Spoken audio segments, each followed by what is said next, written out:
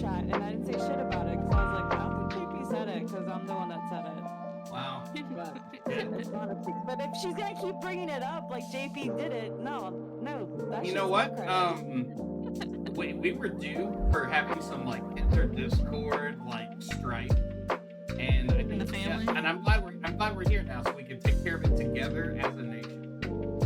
Swiffer, for getting a library card at your local library, you have earned one. What's it called in D&D?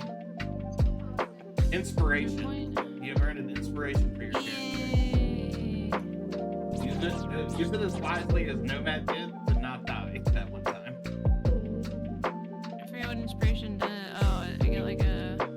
You get We get a reroll? roll of dice. Yeah, I think I think you have to say you're using it before you do it. Okay.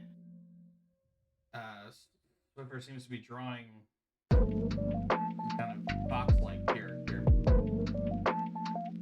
We're gonna give MC a few minutes as we always do. Swiffer, have you texted? Yeah. Okay, that didn't sound believable. So go ahead and text it. And all of us will wait patiently. If it takes hours, it takes hours. Thank you guys for bearing with me. I feel like this came together last minute, but thank you all for being here. There is snow on the ground. I'm watching snow beautifully fall right outside my window a few feet from me. It is magical. And the only thing we can make this night even more magical is by killing at least one, if not two, player characters in this Dungeons & Dragons adventure. You guys have mostly defeated these mimes. I guess the secret's out that these guys were mimes. There are two alive. I believe one is heavily damaged.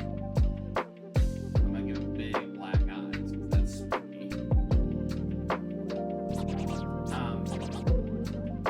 I believe like 5 of them have been killed. The captain has been chucked off the back of the ship by Red River. Cool, elaborate fight took place. That was very troubling and a little bit gory. I actually got a call from YouTube that said we went a little too far with the gore last time, so if we could cut that out, that'd be great. I believe someone eviscerated someone and someone hit someone so hard that they turned into a mist of blood. I'm just gonna have to cut that all out, okay? Yeah, this is a no-kill room for session 33. Sarah, what else happened? What else do you have to notes? Whichever one of you takes notes. He wasn't here. I wasn't there, so I don't know. Oh, well, someone needs to tell Swiffer or Sarah what else happened.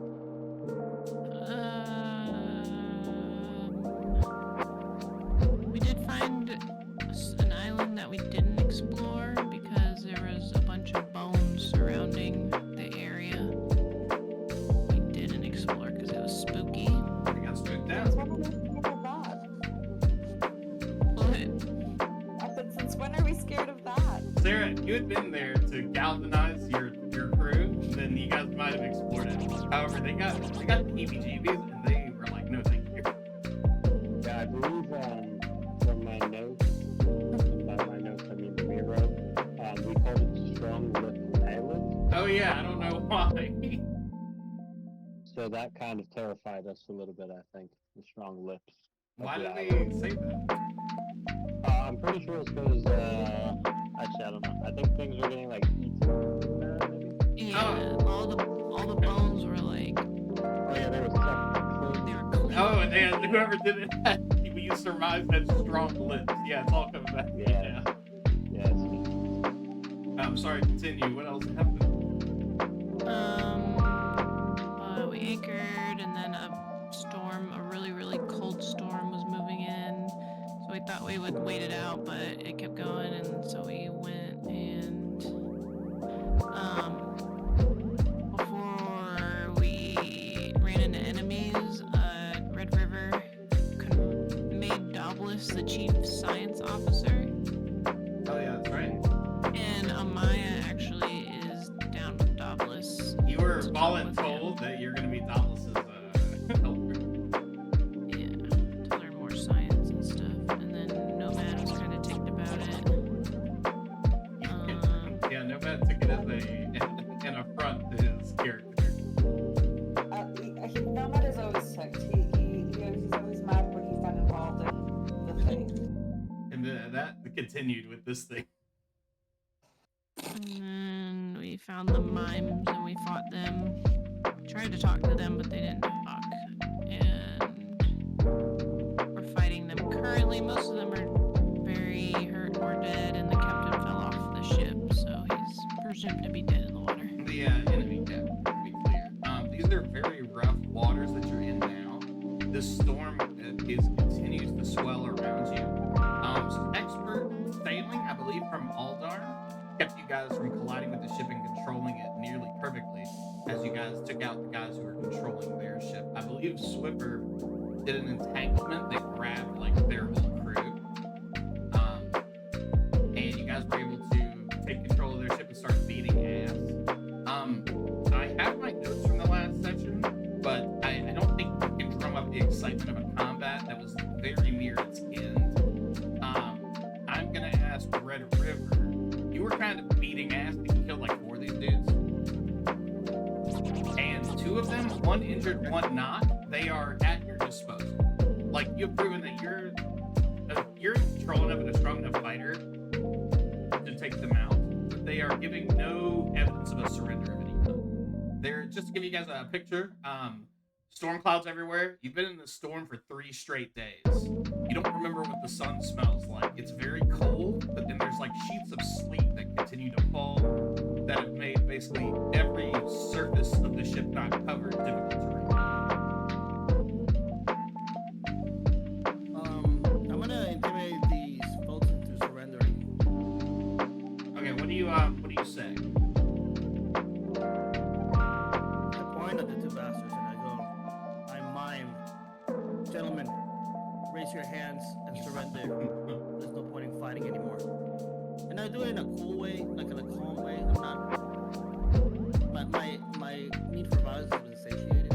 So I'm just trying to let them know like there's no point to this anymore. But we'll do the thing. The one, like, look, I'm not gonna have you roll because the one closest to you, like, you see them now up close and they're looking at you with unblinking eyes and deep smiles across their face. And these 2 in front of you look exactly the same. Like, they're not similar. They're the same height. They're wearing the same thing. They're holding the same thing. Yes, these guys are like identical. And the one is helping the other up, and the one that's being helped up like throws a like weak flash at you with an invisible weapon, but you can feel the air off the weapon like come at you. But it's the creature is so injured that you're able to easily like outmaneuver it. But you're not even sure they understand what you're saying. Like it's not getting through to them like at all what you're communicating. This is supposed to be sleep, by the way. I've never seen sleep, but I assume it's multicolored. Yes. Do I surmise that these folks, there's no language barrier? Like, they're like we were talking, they would speak common, or I don't know that. Make me an insight check as you look into the hearts of these strange creatures. These 3. Yeah. You think that they look like people and they're probably alive. Yeah. I'm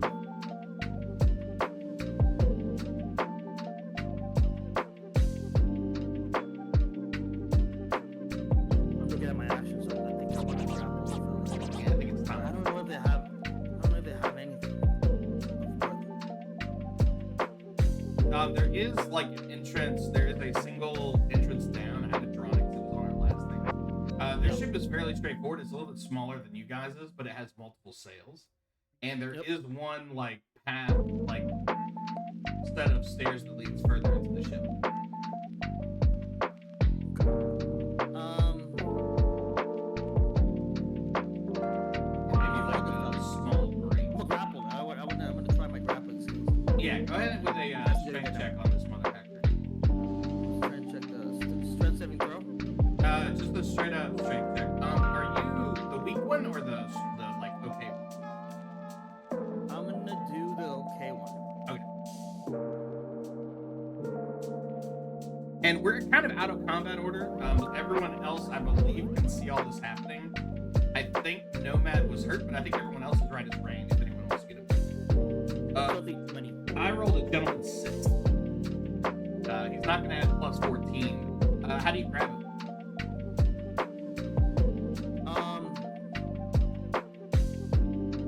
I do like I'm gonna picture my time. I use my strong hand, which is my left hand, and it just so happens that I can palm his neck perfectly. I just pick him up like this, and my other hand just holds both of his hands in place. So it's kind of like a child. Okay. I don't like that. But as you get a hold of him, you have him easily restrained. You can feel like underneath his like skin is not like a skeleton. It's not the bone and skeleton that you would expect. He feels like fleshy. Like it's disconcerting. It's like you're holding like a thick thing of like plating. Yeah, it's not the bone structure. He doesn't feel like a person, and it's kind of troubling. I'm here for it. Okay. Can I do something after grappling? Yeah, you are in charge of this dude. I'm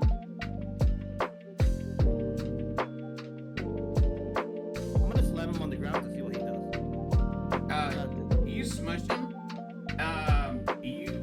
His like bits kind of give way. How hard do you do? You go for a kill shot? No, I'm not going for a kill shot. I'm going for a kind of like stay put. Oh, he is put. Some blood leaks out of his mouth, but he is put. He is conscious, but he is gurgling in a way that is not fun to describe or even pretend to notice in my mind's eye. What's everyone else doing as you're watching this scene unfold?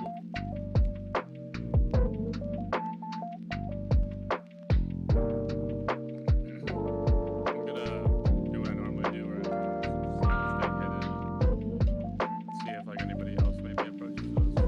Yeah, you're on high alert. So there could be more little gremlins. What's your sword?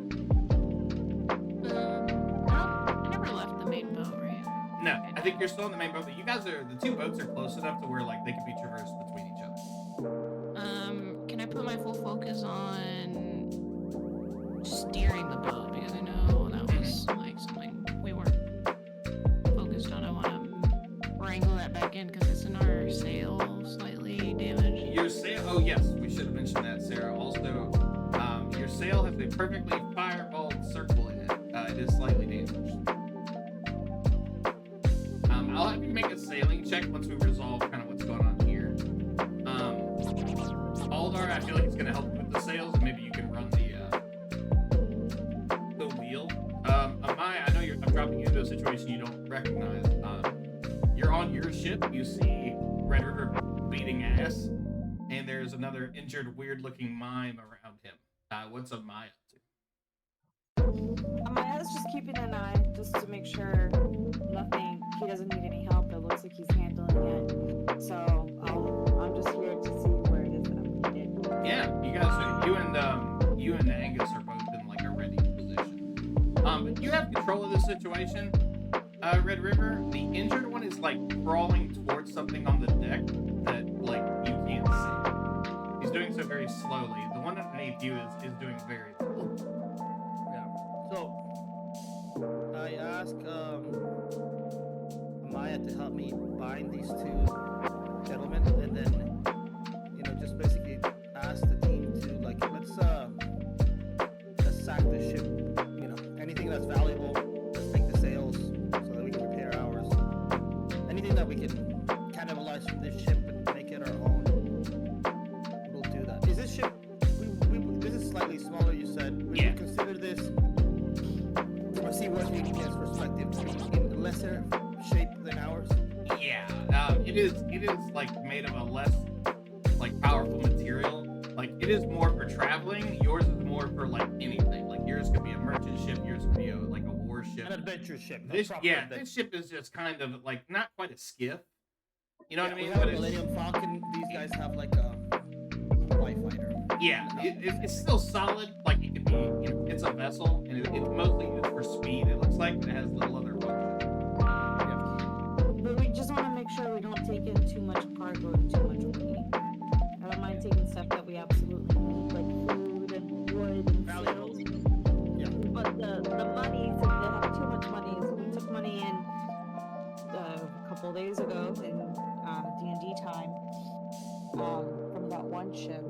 So Did you say if they have too much money? Is that what you said? If they have too much money, I go think on that's Amazon. too much heavy. Oh, I okay. don't think heavy. I like the idea of you getting on board and being like, damn, they've got too much money. We Yeah. can't take all this. But yeah, you guys do that. While you're doing that, just sort of make me a sailing check. And then, as long as that doesn't go completely haywire, I can let you guys know what you find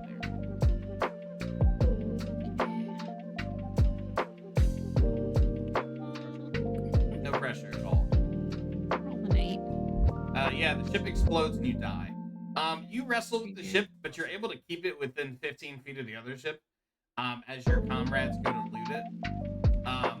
You find another bolt of extra sails, Japer, or anyone that's helping find that. You're able to bind the two guys up relatively easily just because you physically kind of beaten one of them, and the other is so heavily damaged from the fight that they're barely able to resist. As you're binding their wrists, you get that same kind of sickly feeling that these fellas are like not all that they should be. Sorry, I'm looking up something as well. Do you guys go inside the ship?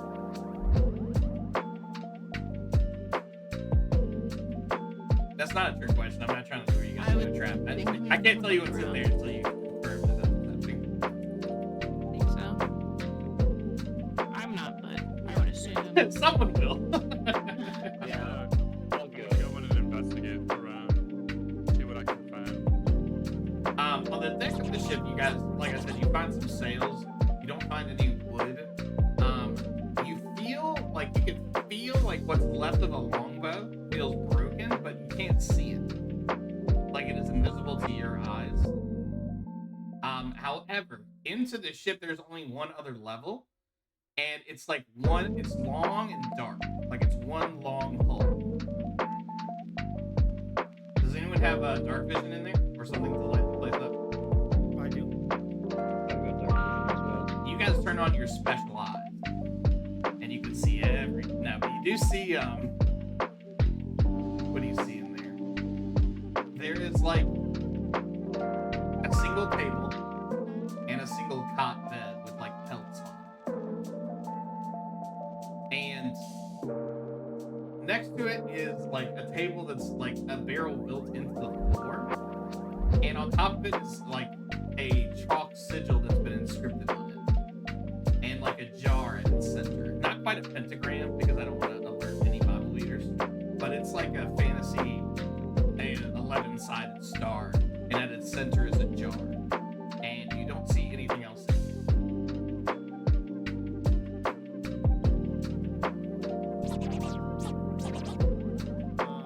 Can I do a history check or a con check? Do an Arcana check.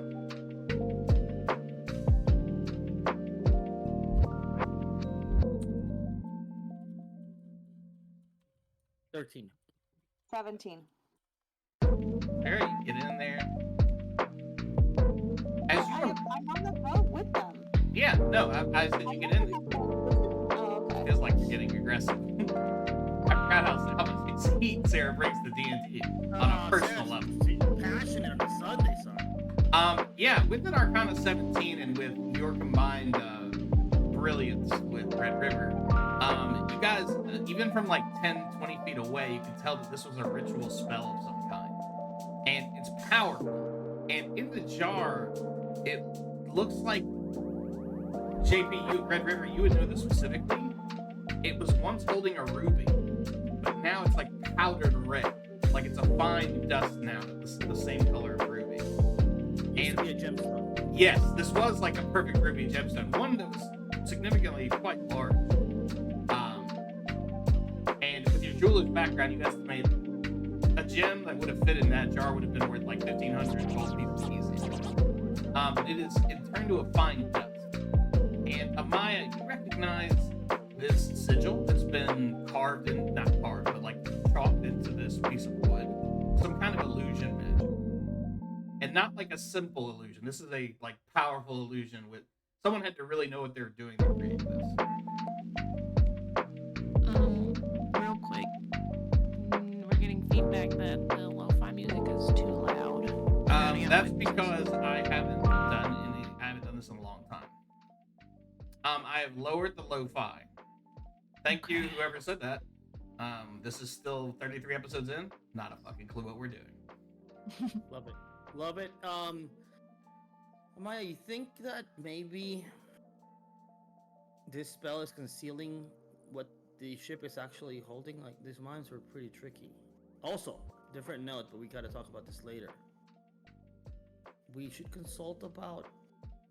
They were attempting, and in some cases, successfully attacking us with mimed weapons. Maybe that's a spell we can learn, because it could be useful if we go to like a place where they don't allow us to have weapons. We surrender all of our weapons and then still have our mime weapons.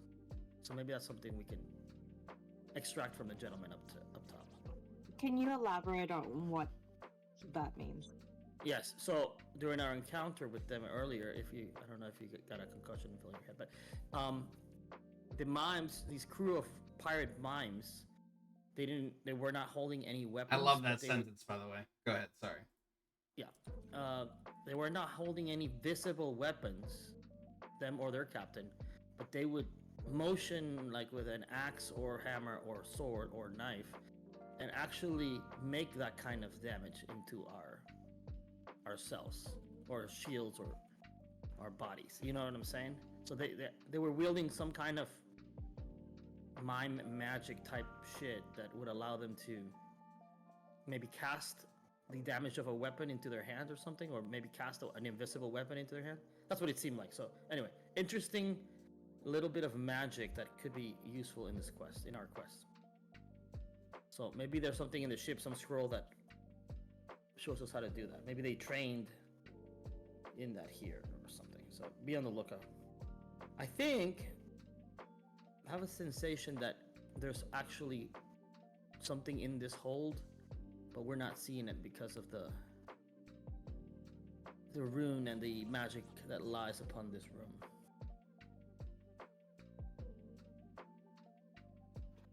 I feel like we've run into this kind of magic before. When we were facing the soldiers, there was some sort of illusionary magic there too. I kind of agree. You remember what we did? Does anybody remember what we did? We couldn't do. No, we never got a resolution on that one. We just kind of went on about it because there was I hadn't encountered it before.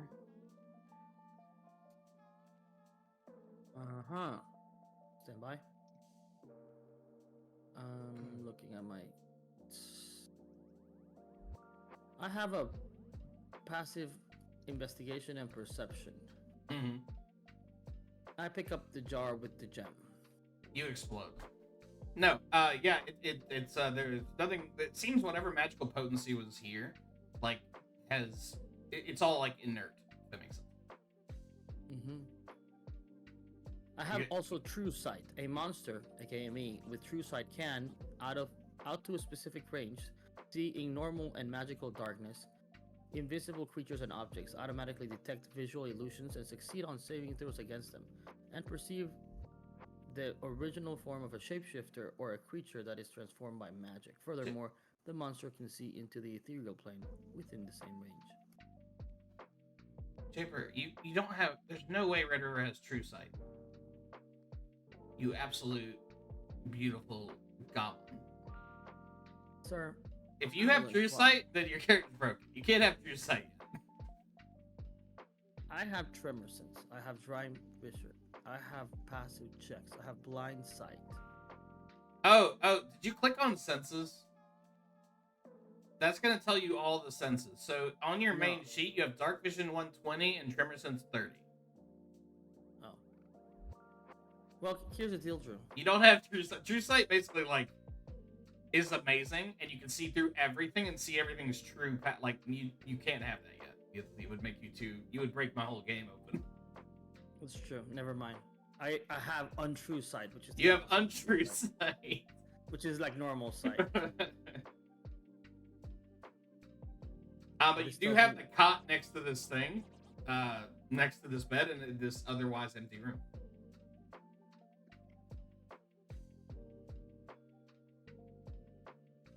Is it comfortable? I'd like to lay on it. Nomad gets They're on like, there, and it becomes bound by some sort of spell. No, yeah, it's like the pelts are like pretty thick. They've got a smell, but otherwise they're relatively comfortable. Is it like really locked in, or is this something we could like, take? These pelts are yours for the taking. You're not sure what animal they belong to, but it seems like their fur wasn't very long, but it's very soft. Interesting. I'd like to consult my captain. Decision to Sure. take it. Yeah, take it. Anything we want of the ship will cannibalize into our own. The way Drew says otherwise seemingly empty room makes me think it's not. Otherwise, actually. not seemingly empty room. How would I? How you tell me how you would describe an empty room? Or there's nothing in there. Okay, you know what I'm gonna There's do? nothing else but a bed. You know what I'm gonna do from now on? Every empty room is gonna be a seemingly empty room. They're all seemingly empty. This room is seemingly empty. Why would you go through the effort of creating an empty room? It makes zero sense. Well, Sarah, maybe I was busy doing something else. Maybe I was working on another part and I forgot to put anything in this room. You don't know what is going on. I don't. I have no idea. This room is seemingly even more empty than before. Seemingly. I want to check for like trapdoors or like passages. Make me an investigation check. Is there anywhere you're looking specifically? Or are you just scouting this whole place? Like kind of running your finger along it like Sherlock Holmes. Yeah, I mean, I would look particularly in areas that look like they would have some space to hide. So maybe like the floor, or like maybe the most back wall, like anything that would look out of place is what would captivate my attention. Roll me an investigation check. With your true sight, so plus 40. I don't like you. 6. 6. Yeah, you're feeling around, and mostly wood is what you're feeling in this room. Do I feel like the wood has a texture to it? Yeah, this is like Wood that would have texture. it's like pine or something. Like this is not like good wood. This is poop. This is wood. not the. This is not the good. This shit probably wasn't like. Now that you're getting a sense for it, and you guys are putting some time in it, and the way it's like bobbing in the sea, you suspect that maybe it was made for like calmer, smaller, like lake type of water and river type of water. Like it's been put in the ocean, but it's not necessarily designed for that. It's a fair weather vessel. Yeah, maybe that's too much for a 6, but there you have it. I rolled a dirty 20. I'm also investigating the wood with Red River. Red River, Amaya is like right behind you, like looking it over, like if a toddler was looking at something, she's the adult following behind you to make sure you're looking at it. And Amaya, you do see like there's a crease in the wood where there shouldn't be. It's not a natural crease in between the boards. It seems like a crease that's like 4 feet wide in the side of the ship.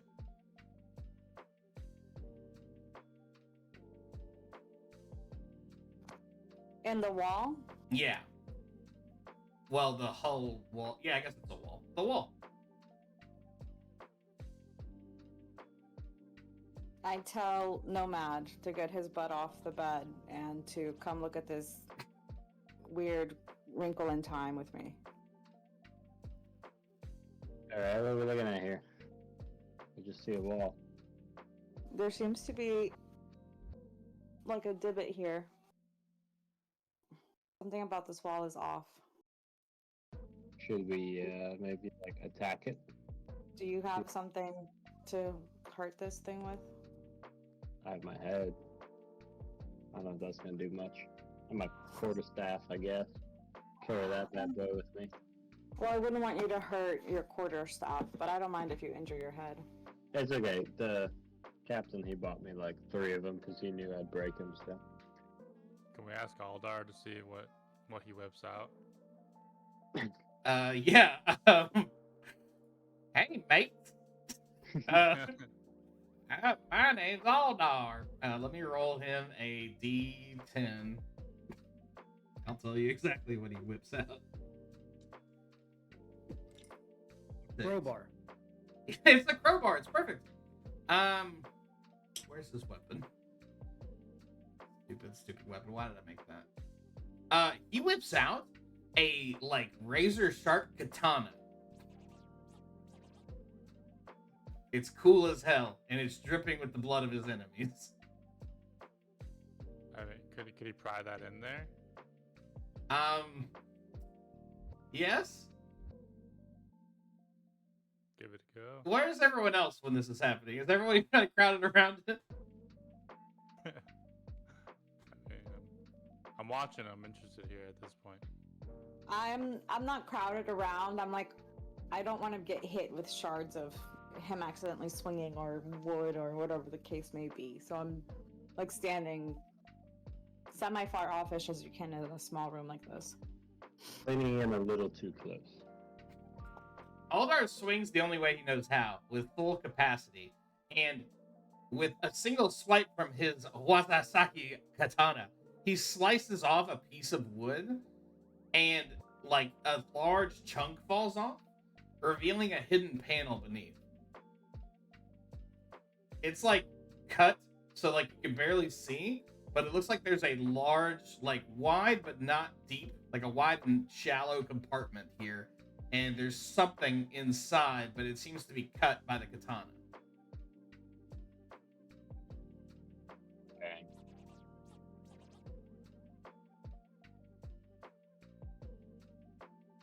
Check Yeah, that out. we shouldn't have let him cut it. Aldar says, oi, mates, I did what you told me to do. Ahoy, mate. My bad. Oi, Susie, he says. All right. Um, It was a good swing. It was a good swing. I liked it. Oh, thanks, mate. we didn't know. It's all right. I feel like I'm let's nailing get it on. Aldar, by the way. Yeah, let's just move on with this. You know. Yeah, now that the panel is like severely damaged, you guys are able to tell there is a small satchel of coins at the bottom of this hidden compartment with 250 gold pieces. And the other thing taking up most of this space is like a large rectangle that's like packaged up by brown paper and has 4 like threads like across, like protecting it, if that makes sense. In a rectangle. Yeah. Does it look like a gift? Is that what I'm picturing? Or It looks like a large gift. Like this. Yeah. And it's got little twine. Like a gift. Yeah. Yeah, like a little gift. It is cut significantly. Probably the bottom like 8 on the left is cut. I tap it with my index finger. With my other palm just sitting right underneath of it, so I can like use my tremor sense to see if I can feel anything.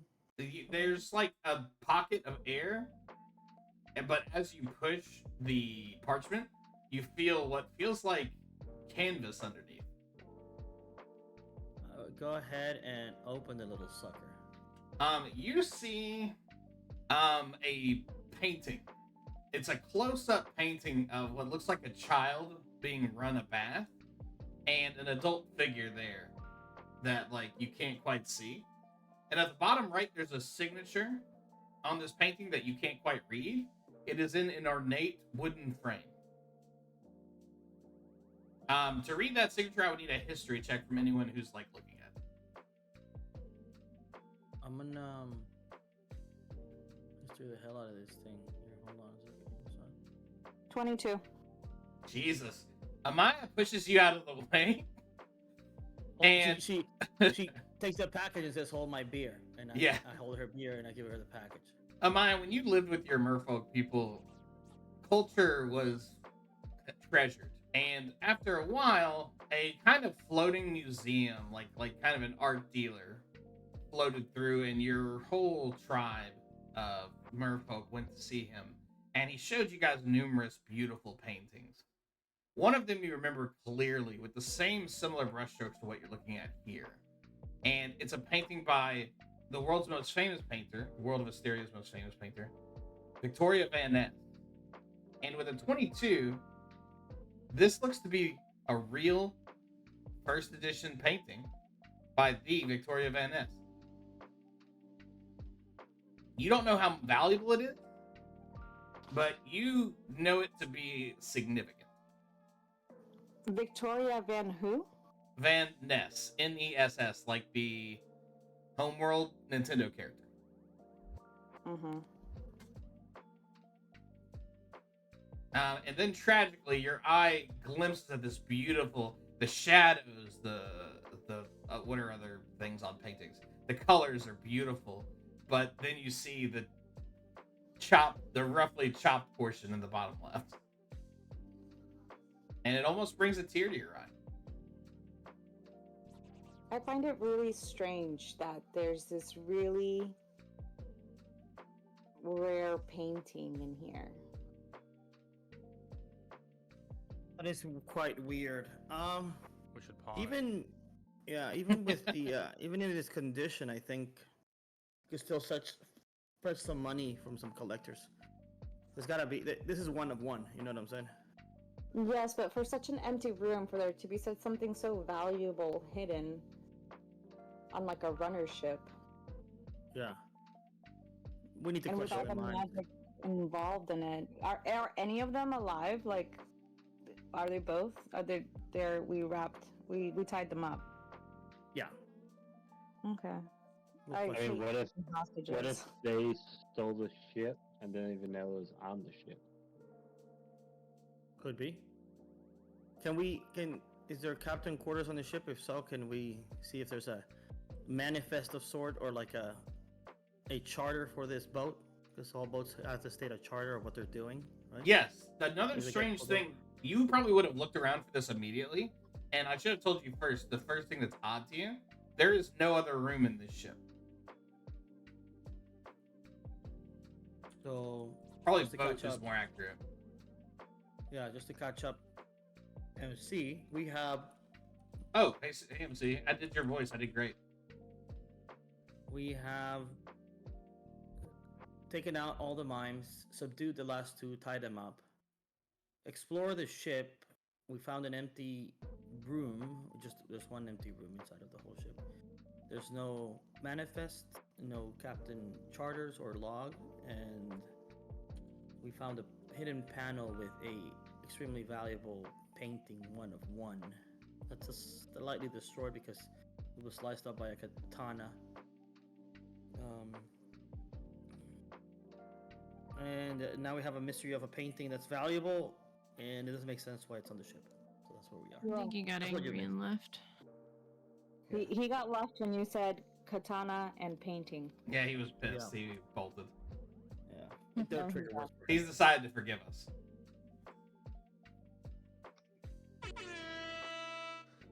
Can we check I'm the rest of the taking ship?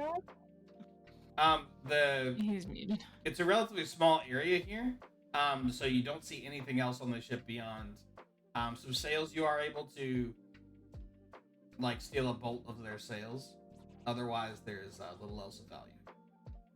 You do not see any food. It is that does stand out to you as well. Did we survive? Barely. Yes, we survived. I'd say yeah. more than survived. Yeah. Do we? I'm gonna go up top and question these mimes, see if they have any information. Oh, they're still alive too? There's We two have of them. two of them tied up, Okay. and then you guys think these mimes were eating mime rations, aka like blind, like invisible foods? I think If it's there's, like, invisible, another how are hidden we supposed to eat compartment. it?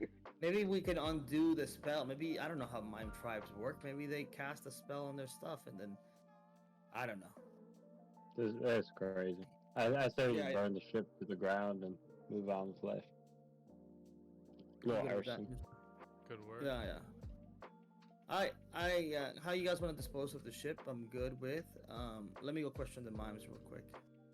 And also, before we burn the ship down, put the remaining mimes on their dinghy and let them, just leave them in their dinghy. They'll figure it out. Let their gods deal with them. You tie them up to the very small paddle boat into the storm. Yeah. I mean, we could kill them outright, but I'm a big fan of letting their gods sort them out. Yeah, that totally checks out. Whatever deity, might spare them, may have a bigger plan for them. But if they don't, that's not on me. And before I before we do that, once I tie them up, I go, "Hey, gentlemen, what's with the painting?" The healthiest one looks at you unblinking and tilts his head slightly and gives you a wide smile and opens his mouth. And inside, there's only like 3 teeth. Yeah, these things are like zombied out, or maybe some kind of parasite took them over. I'm half tempted to carve them open like a biology experiment, but I lack Maybe the they're- medical prowess to Maybe they're mind controlled. Mind controlled. mime controlled. Hi-oh. There's something mysterious here, but I don't know if we have the wherewithal to put together all the puzzle. Would there be a way for us to like tell if they're like mind controlled at all? Can we like Arcana check them? Yeah, totally. You could look for the telltale signs to anyone who's looking at them.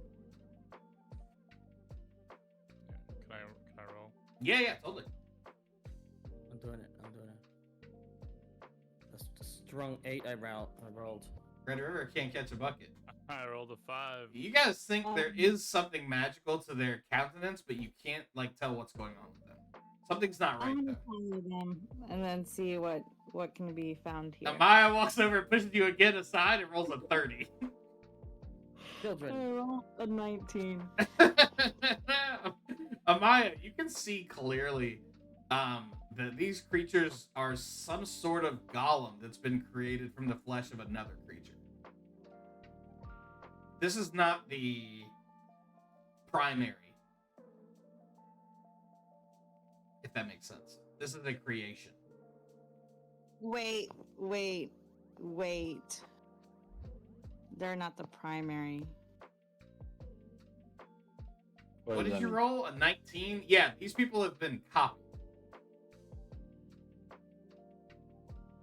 They've been copied. Yes, and How with a does that- 19, How does that make sense? this is a spell, it's a pretty high level spell that would basically create a flesh golem from another creature's, body. Is this like a... They're not a corpse, and they're not... Are there other remains? No, and they're not a corpse. They are, whatever They're they like are is puppets. alive. Okay. Like- Reanimated. Yes, yeah, that would be the best. Think Frankenstein, if you could, But they're not duplicate it. undead. Correct. I guess undead is a weird... They're alive in the way that Khal Drogo's alive after he gets saved by that witch in Game of Thrones. Yeah, from the fire god. They're- Spoilers. Oh, yeah, season 1, Game of Thrones run spoilers from 2010. Yes, I apologize. We'll put that spoiler warning in the notes. But yes, that is, there's like a vacancy in their eyes. Uh-huh. Should we take one aboard and study it over time? Or Let's bring Douglas in to take a look at the boy and see his opinion on this. Jasora continues to steer the ship admirably, but this storm does not abate. Doblis is able to traverse between the ships. He says, I do not prefer the presence of these creatures. Yeah. For any particular reason? I Is there find particular their- reason you don't like them? I find their stature ominous. There is an anger here that is hard to describe.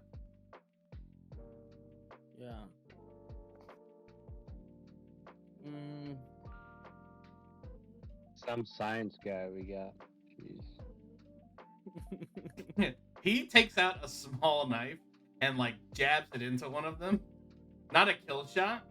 And like some blood starts coming out and he says, "These creatures are not human, not sentient as you and I are." Yeah. Can we tell who's controlling them? I cannot. Some sort of odd magic. This whole thing's odd. I would like Alright. to go away from these creatures now. Yeah. Resume your duties, sir. Yeah, Dabla shovels off. Yeah. Yeah, I don't have a lot of use for these guys, and I tell them, gentlemen, one last chance to tell us what this painting is doing here. Yeah. I mean, if they're golems, then they're not gonna. We're not gonna do anything. Yeah. Yeah, they have like if they do understand what you're saying, like they don't, like you're unable to recognize it in their faces. Yep. So let's just end these dudes. Yep. We'll put them on the ship, and yeah, I'll go back to my ship and kind of. I'm gonna tinker with this, see if we can repair this somehow. I have some jeweler's tools. Maybe I can repair this, or maybe I leave it alone. I'll take a look. Wait, what is it?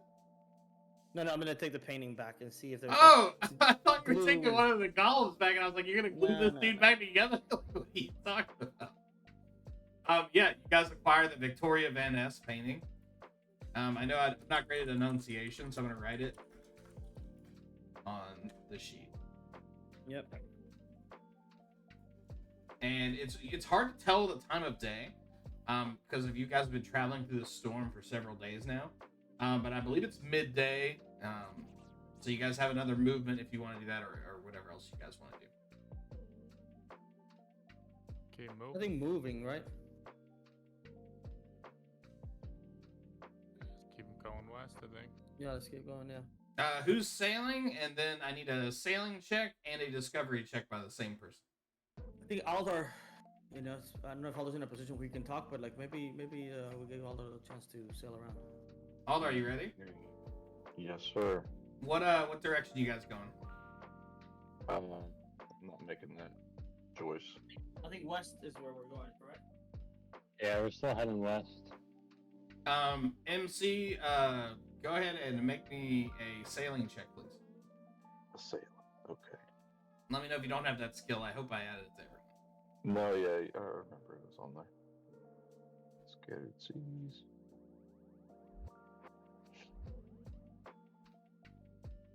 Almost there. You die. Everyone dies because as they wait for you to make the check, the ship capsizes. Sailing. I was actually on the dinghy. Oh, okay, everyone's dead except for Nomad. He's No. fine. He's floating along the back, just kind of giving It's everyone always a thumbs been up. fine. Yeah, he was always fine.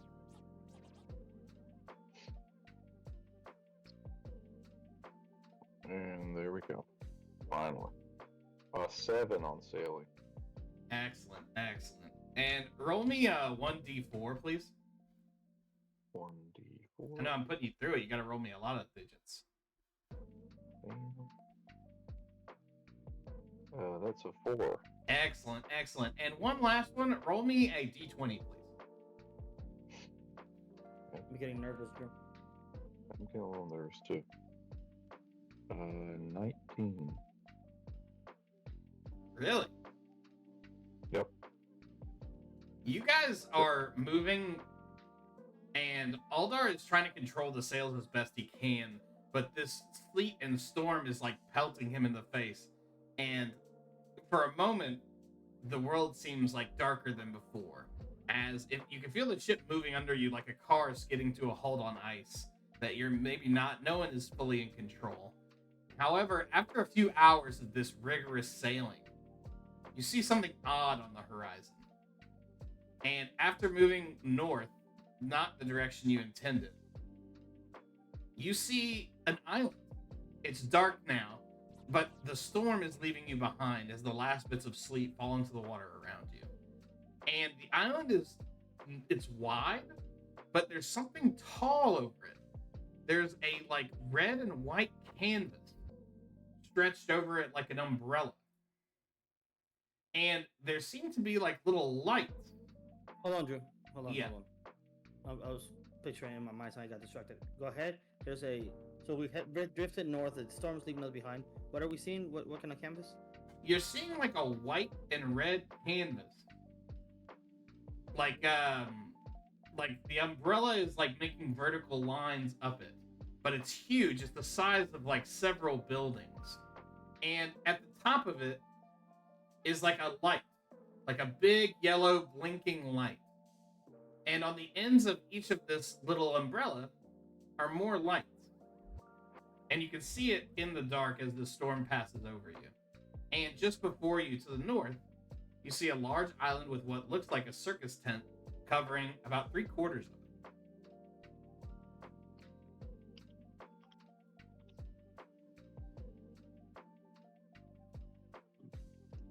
What would you like to do? I say we go to the circus. I'm down for that. They usually do some pretty intense drugs at the circus, so I'm Is this excited. am I picturing correctly a floating circus, Drew, or is this a? It seems as you get closer, you can see docks, and it is on an island. And it's hard to make out in the dark, but the large tent is nearly the circumference of the island itself. Blue, white, and red vertical stripes reach as high as 100 feet in the air. You have never seen anything like this.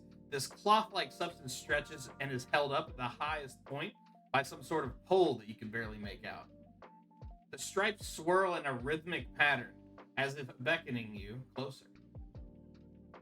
That's what I wrote. And it works because we are sailing towards it. Yeah, you see more and more lights, and like this. Now that the storm is gone, it's not clear. Like the sky is clear, but it is a little dark out. It's probably like 8 o'clock. But even now, you see a dock full of travelers, soldiers, and merchants, and more. This is like a busy dock that seems to have appeared out of nowhere for you. And a large sign above the dock reads Bingle's Zootorium. And you dock your ship and are met with, before you even step off your ship, 2 guys dressed up in like red vests. And they have like little hats. One of them, like, it looks kind of like a dolphin. And the other one, like, their hat looks kind of like a bear. And they're like, welcome to Bingle's Zootorium. Let me get your ship moored. And here's a coupon for you and your guests. And they hold out like a coupon that says like, buy one, get one free drinks at the jungle. Oh. Can I try to like get an extra coupon? Just like chat with them a little bit. Hey Tell them I man, like their like mask. we tied up your ship here. You guys should be good. If you're staying more than like 2 nights, you have to go see my boss, Mr. Krebs, and he can get you sorted out with a pass for docking your ship. But thank you for coming to Bingle's Zootorium. And he kind of like turns away to walk away from you. That's so sad. Oh, do you need something, sir? Yeah, I was just you know, the sea can be a quite thirst quenching place. I was wondering if I got another drink ticket by chance. I mean, I've got like a full packet. Just don't. Are you cool? Yeah.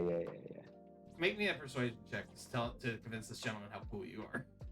Oh boy. I'll step up and put my hand on his shoulder and say he's so cool and give him guidance. you now have a 1d4 extra on this cool check. Alright, so roll persuasion and then plus the 1d4. Yeah. That's interesting. Ooh, that's not good. I am a weenie from Weenie Hunt Jr. with a 6. You smell like a narc. Do you work for Bingle? You know, I wish I knew the guy, but I have no idea who this Bongo is. You're not fooling me. Hey, Jeremy, this guy's a narc. And the other guy in the dolphin mask gives like a typical Bingle. He doesn't trust us. Just because we accidentally gave a guy a full set of coupons instead of one coupon one time, this is ridiculous. Come on, Robbie. and they leave you at the dock. But you do have a single ticket coupon for it says the jungle at the top, and it says buy one get one free drink, participating locations only. Angus, do you think we could forge some of these with our skills? I unfortunately did not take the forging ability. I know we're all having that conversation. This is terrible. This is the worst case scenario. I mean, I can still give it a go. Still got pretty good dexterous hands. You know what I'm saying? You know, pretty nimble. I can give it a shot. I mean, we still have our badges. Maybe we could tell them we're actually, you know. Maybe somebody else. maybe take another shot at the badges here. Is this really our priority right now, boys? That's fine. I just like to watch like where they go. You know, maybe I'll like come find them late at night or something and harass them violently. Seems like a weird way to handle it. Yeah. They walk towards like the busiest section of this dock, and there is quite a crowd even for late at night. Many of the people, like, you see all sorts of sailors and folks who are like stumbling back to their own ships. But you do see more like what seem to be workers that are like watching people come and go. And you see several buildings lining this dock area, and then a long line leading into the tent. Like the line is like 50 people deep. All right, so I think I can go to the line and just shout fire, and then people should clear out so we could get in faster. How do we feel about this? Are you telling that plan to us right now? Yep. Please don't do that. I mean, maybe Gisora wasn't like there when I said the plan. No. Maybe she was like We're in all the walking bathroom or together. something. I need you to not cause any chaos right now. You can go get a drink. I asked Red River for a one ticket, and I will give it to you. You don't want chaos, but you want me to drink. That's something right there. Who's like backwards logic, but... Yeah, we've been sailing for a minute, so let's unwind. We've been at sea for a while. Let's just see what this circus is The about. gang goes to the circus. Yeah, gang goes to the circus. Maybe we can make some money. Maybe there's another job out here somewhere. But yeah, do your thing. Figure it out. If you want to stay on the ship and sleep, you can do that as well. Anyone who's going onto the docks here, you have been at sea, I think, for like 6 days or something. So this might be a welcome respite for those who are not living on the ship full time, maybe. But yeah, you see more of these guys with the red vest, and you see the line at the tent is not moving. To the right of it, you see several buildings with like, you know how like Disney where it'll be a building, but like it's an open shop. Like basically one wall is missing, and it's all just like tchotchkes and bullshit inside.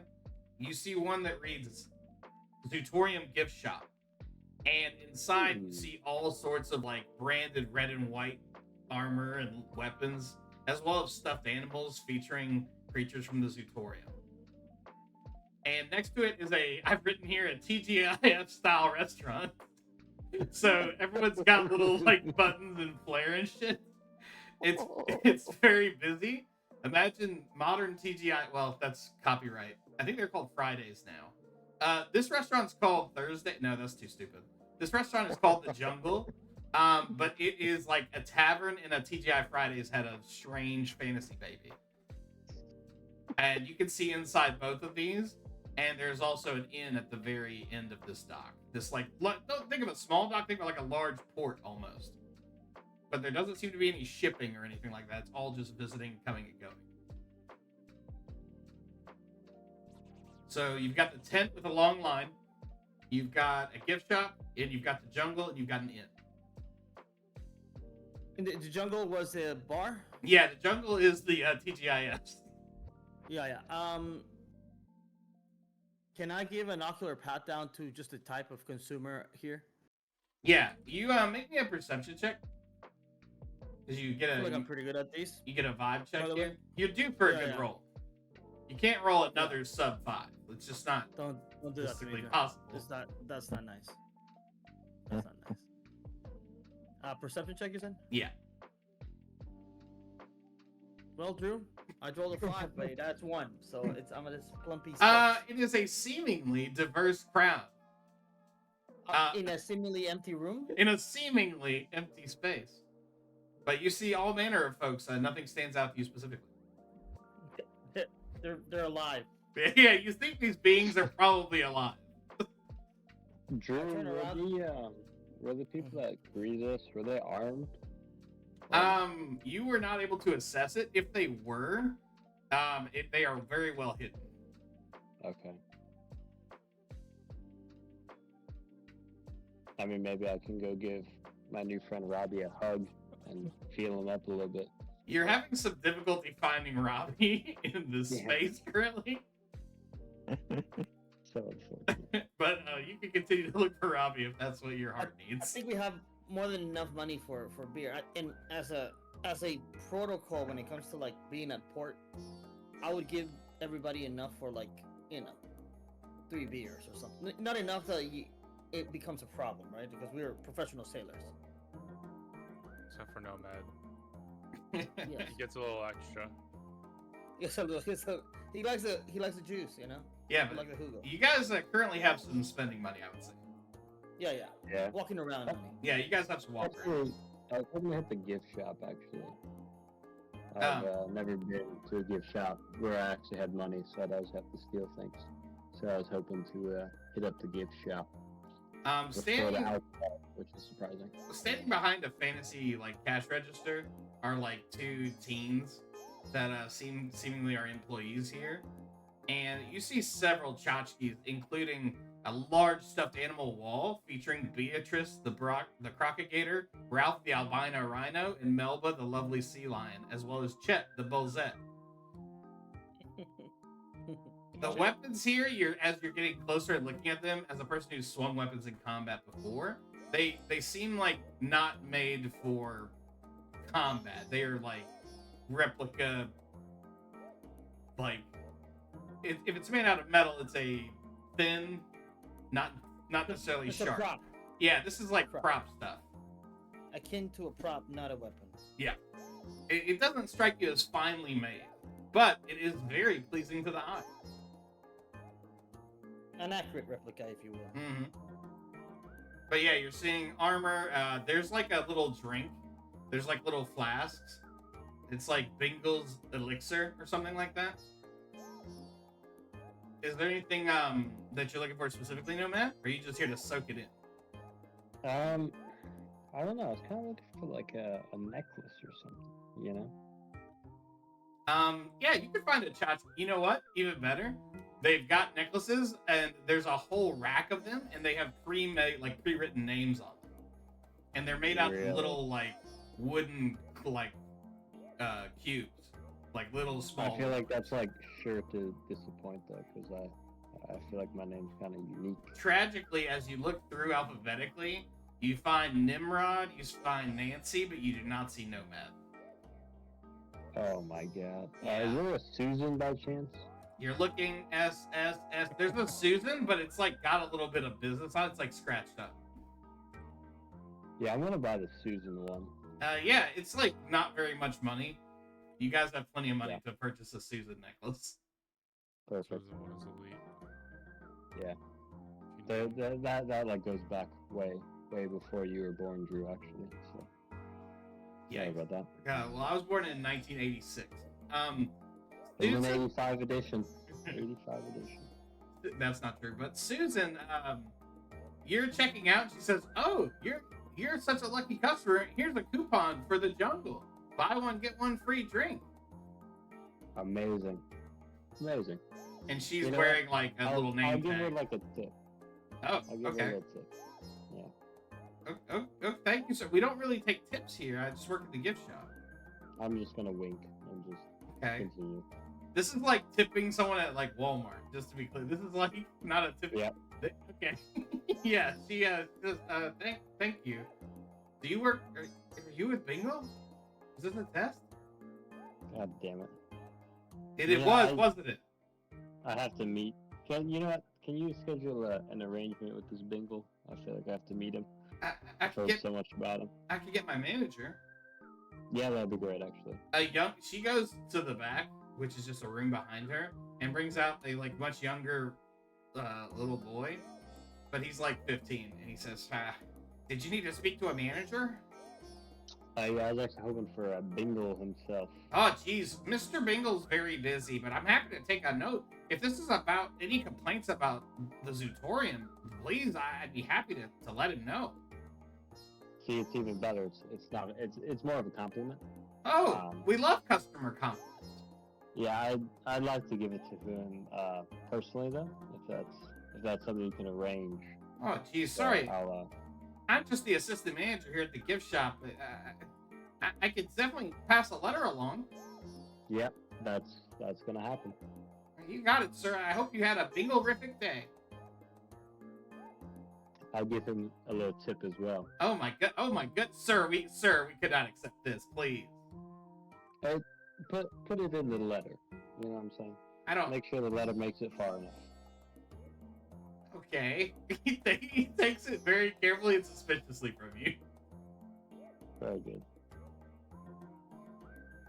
And if that'll be all, I see you've got yourself a Susan. Is that your name? One could say. Yeah. All right. He seems like he's got other important business to do, and he walks away.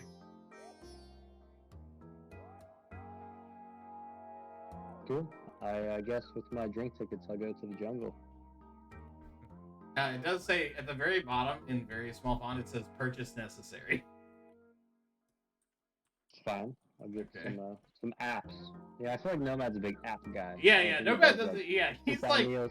mozzarella sticks, boneless wings. He's good. Yeah, he's definitely an app guy. So. Who's going? Who else? What is everyone else doing? Is everyone going to the jungle?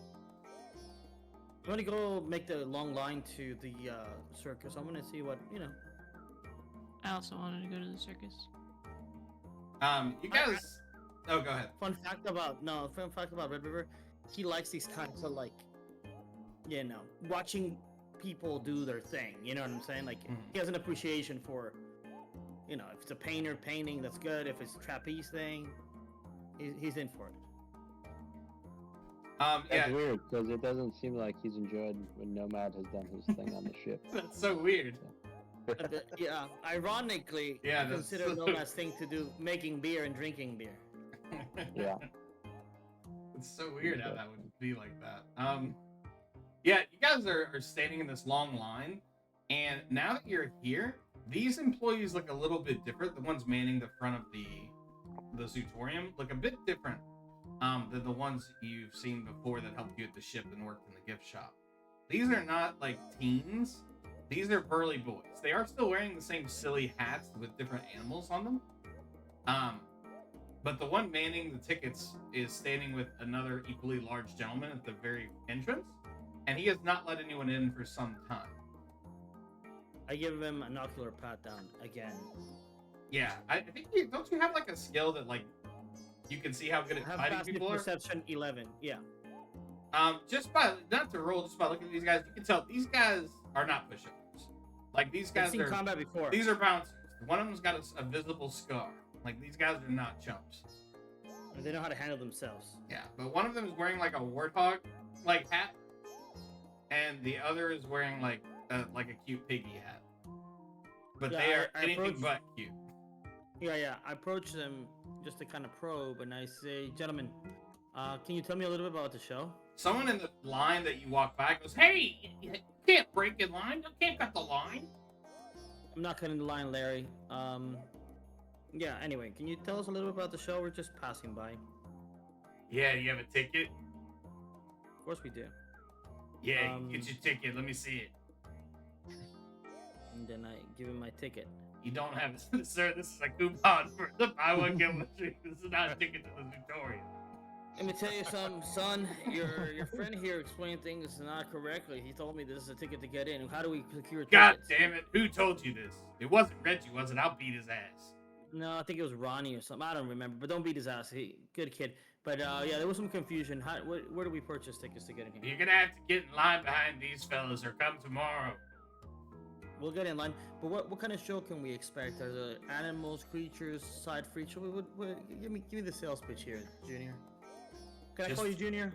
I prefer you didn't. He pulls out like Okay. a folded piece of paper, and he goes, "Welcome to Bingo Zootorium, the only place where you'll see all the coolest animals in the kingdom." Shit, I don't know what this says. He goes over to his friend.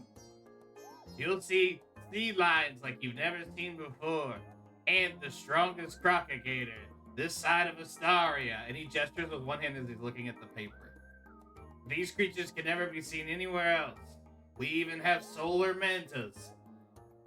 Your imagination will run wild after you see the Zootorium."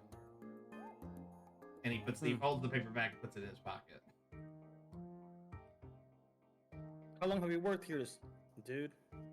I've been here for at least a year. I don't know. I knew Bingo back in the day before he was all this. Yeah, what's your favorite part of the show? For me, my favorite part is when people try to cut in line and I get an excuse to start beating someone senseless. Yeah, that would not happen here, but yeah, that sounds like fun. What about the show? What's your favorite part of the show? He's like posturing, but he's also getting the sense that maybe you are not a pushover either. And he's like, man, personally, I like when they feed. You know what I'm saying? It's kind of fucked up, but sometimes they'll put a real goat in there. You know what I'm saying? Yeah. And something in me gets my blood pumping. You know, not in like a sexual way. That's not. Yeah, I don't want to that's kink not cool. shame. If that's what you're into, I want to. No, I don't want to make you feel any kind of way, but that's not. It We're makes not me. here to yuck anybody's yum. Yeah, no thank yum you, yucking, man. but it feels. Yeah. There's something visceral. Respect. I'm gonna go get some tickets, man. About it. Okay. Yeah. All right. Look I'll at see you later, me. man. Some solid interactions this evening. yeah. I was like, all right, cool, bro. Cool story. From Ronnie to the gift shop person, the gift shop assistant manager. I've not had to play this many characters in a long time. It's very exciting for me. You're really killing it today, Drew. Thank you so Really much. brought it on a Sunday. What's everyone? I think last we left off, Nomad was going to the jungle. Is anyone else going? Or I'm sorry, Jasora, you said you were waiting in line as well. Whoever wants to take the Yes, reins. I would like a ticket to the circus. Yeah. Great. I'm gonna take it this You need to get in line. I step into line. There's like 50 people. Yep, that's fine. Okay, what is everyone else doing? Well, everything is like I'm Waddle's going to distracted. I'm just gonna hide away and see if there's like anybody who's kind of doing anything else other than the entertainment stuff. Angus is looking. Looking for trouble. Real quick, Angus, you post up somewhere. It's kind of hard to hide, but it's very easy as well in this crowd. You see there's a few like teenagers dressed in like bigger mascot outfits, like it's covering their whole bodies, and they're like jumping out of different corners, like comedically scaring some of the visitors to the island. Otherwise, everyone else is kind of just like, it's got a kind of you guys have a peanut festival where you live, right? It's got a very fair atmosphere, very county fair type atmosphere. There's probably fantasy funnel cake. There's like unicorn horn. It's not real unicorn horn, but that's what they call the fried dough. Yep. Yeah, that kind of thing. I'm here for it. Amaya, you were saying something earlier. What is Amaya up to? Going to the jungle. Amaya's going to the jungle. Anyone else going for use their coupon? Where's the alcohol? It's at the jungle. Right. The TGI Friday jungle. The jungle it is. Have you guys ever been to the Rainforest Cafe? Yeah. Yeah. Absolutely.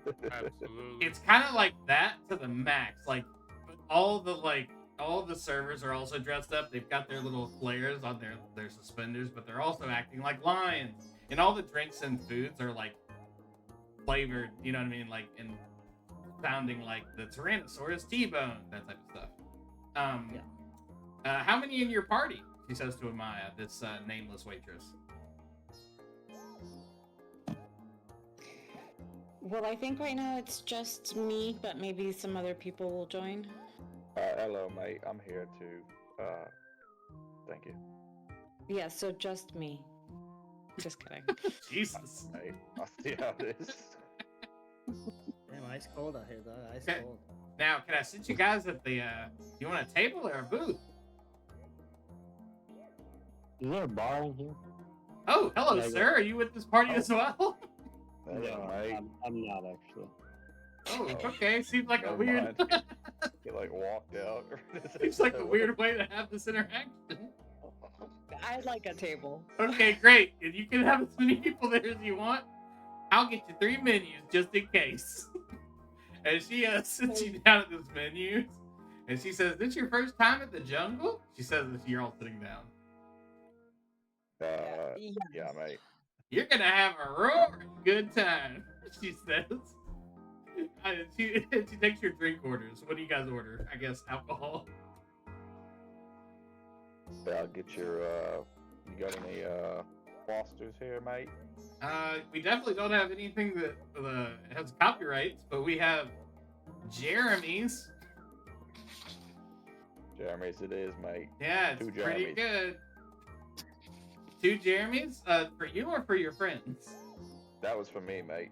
Oh, I see. Someone got a special coupon today, didn't they? Start me out. Yep. All right, we'll open a tab. What can I get you to? Whatever doesn't taste like bananas. Yeah, excellent. I don't know what a banana is, but nanner. I don't think we have anything nanner flavored, but I'll make sure and double check. Make sure, mate. What about you, young man? Is it your birthday today? Love Yeah. this part. I wish I knew my birthday, but I didn't know my parents. Oh, your yeah, I'm voice gonna is very deep for see such a young boy. How old are you? The old? Ooh, that's a good question. I lost count. Usually I keep track. Oh, Let me. I let me assumed check you my were. notebook. This was your mom and dad. Oh no, I don't know them actually. I'm just gonna kind of dine and dash on their bill. Is if this? that's all right? She looks at Aldar and I'm like, "Is this your son? Is he always like this?" Yes, he has a condition. Oh, I Right. see. I'll bring him a Yeah. kids menu and some fantasy crayons. I'll just be back in a second. Thank you, mate. 2 scoops of a rabbit's ass, she says as she walks away. And like some sort of like fog, like is like filling the ground in here to make it more of like a jungly vibe. Like probably like the bottom 6 feet of the ground in here is like Oh yeah. foggy Hell yeah. because it's very jungly. This is gonna be You great. said Hell yeah. bottom 6 feet. I'm sorry, 6 inches.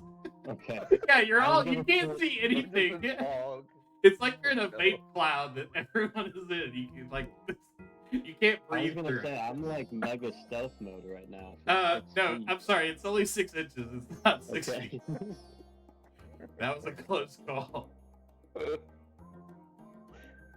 Let's see. I have to read more of my things. There are also okay. Yep. Yeah. You guys, the little elven waitress comes back and she takes your orders. Did you guys decide what you want? Yeah, I'll take the strongest drink you have. Thank you. Oh, all right. Well, here you go. She slammed it down on the table along with several Jeremys and an appletini for Amaya, a fantasy appletini.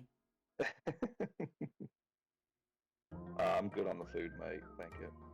Yeah, I'll take a one of everything on the menu. Thank you. Okay. Mate. I don't think we got that kind of money. There's Oh, we do. I expensive things counted on it this. before I left the ship. Don't worry. Okay. He'll just have the fantasy chicken tendies.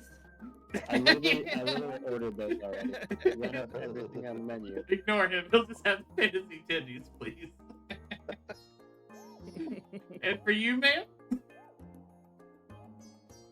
This appletini will do just fine, thanks. Right. One order at Tyrannosaurus tendies, and she goes, "Rawr!"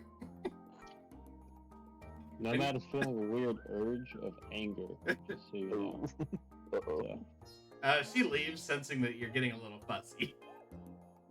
Does Nomad say that out loud as he refers to himself in the third person? Yeah, Nomad's narrating his own life in real time. Yes, he does that often. As he slouches in his booster seat, because He's obviously they think I'm 5 years old. he's saying this as well. All of this out loud. Yes. So Amaya, Amaya, I'm trying to remember. Aldar and Nomad, roll me perception checks as you're sitting in this room, and it is fairly full, maybe like 60% full, and you're seeing 9. various merchants and whatnot. 9, okay. 14. 16. Sarah's putting the fucking cheat codes She in. didn't come to fucking. The She D&D didn't come to Beyond. fucking play today, son. Sarah, your character Amaya and Aldar, you both see the fog is like intensifying. You've been here only for like 10 minutes, but the fog is growing like higher and higher around a very specific table nearby. And you see a gnomish man, like dressed in like the same red vest you saw before on the other workers here. And he is like meandering close to that table, and he does not look like the other workers. He does not have any flair on him. And you see him reach his hand into the pocket of one of these other patrons. Must be Bingles himself. Mate, Ahmad, do you see that?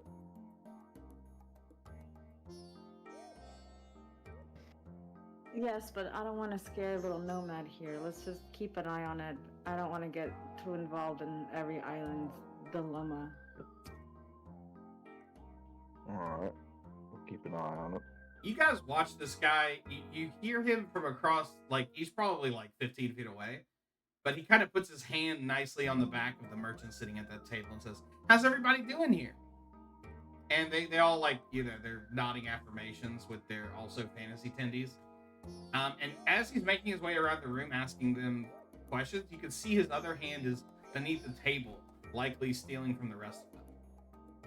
And your elven waitress comes back, and she's got your fantasy tendies and she puts them down in front of you. And she's even got little individual fantasy ketchup packets for you. Thanks, mate. Hey. Oh, these are for the child. Did these tendies come with fries, or? Oh my goodness, who's a fussy boy? Yeah, I can get you an order of fries, little guy. Hey, Wow. before you go back to the kitchen, or wherever, fancy kitchen, Thank you. who's that guy over there walking around to the tables? He's the manager or something? Oh yeah, that's the assistant manager. That's Mr. Franklin. Gotcha. Okay. Thank you. Yeah, no problem. Yeah. She We'll gives take you a those, wink. We'll take the ketchup or whatever. No, thank you. Okay, mate. seems like a weird way to tell me how to do my job. Mansplain much. She See walks ya. away. Yeah, I'll take another drink, actually, by the way. Oh. You know, you want me to get you a sparkling water? That doesn't exist here, but I could No, spit no some sparkling water and you water, can dude. pretend it's sparkling. No, alcohol. Alcohol. No, you're not old enough for that, young man. Oh my god. I'm 71 years old. Are you kidding me right now? I'll Just I make kind sure of like, you spill your cup. yeah, we please. just kind of wink or like look at the waitress like, come, Oh yeah, just- she says, "Oh yes, sir." God damn it. sorry, no. Can we man. get a drink on this island? Eventually, the manager comes up behind you and he says, "How's it going, little guy? Is it your birthday?" And it's the same manager that you saw at the other table. You know what? Lucky you ask. It's actually my dad's birthday here. Oh my And- god! Yeah, we were kind of hoping that this establishment would do something for birthdays. You know, maybe like a song, a dance. We could certainly do that. Yeah, that'd be You- nice. You feel something moving like in your pocket, and he says, "Well, let me see what I could do. I think we might be able to get you guys something on the house." Mm. Why is he feeling up my child? I reach for his hand. Make me a sleight of hand check. Me? I think Aldar. Okay. Oh, that's a 20, sir. You and Sarah gotta stop hacking this shit, but you reach your hand over there like Shaolin monks grabbing a fucking fly from the trees. What a good metaphor I put together today. and you grab his little gnomish hand, and he's got a piece of your thigh jerky that he robbed from you, and it like he barely makes it out of the pocket as it clomps to the floor in like a moist thump. I see what you've been doing. Oh, sir, let me explain. I don't want to make a scene. I'm gonna stand up and grab my quarterstaff because you don't mess with the thigh jerky. You do that. He is restrained by by Aldar. Okay. Yeah, I'm gonna smack him actually. Go ahead and roll an attack roll with advantage. I've had terrible service at this place, so I am gonna smack him with the quarterstaff. Yep. Where do you hit him? Kind of like tricep area.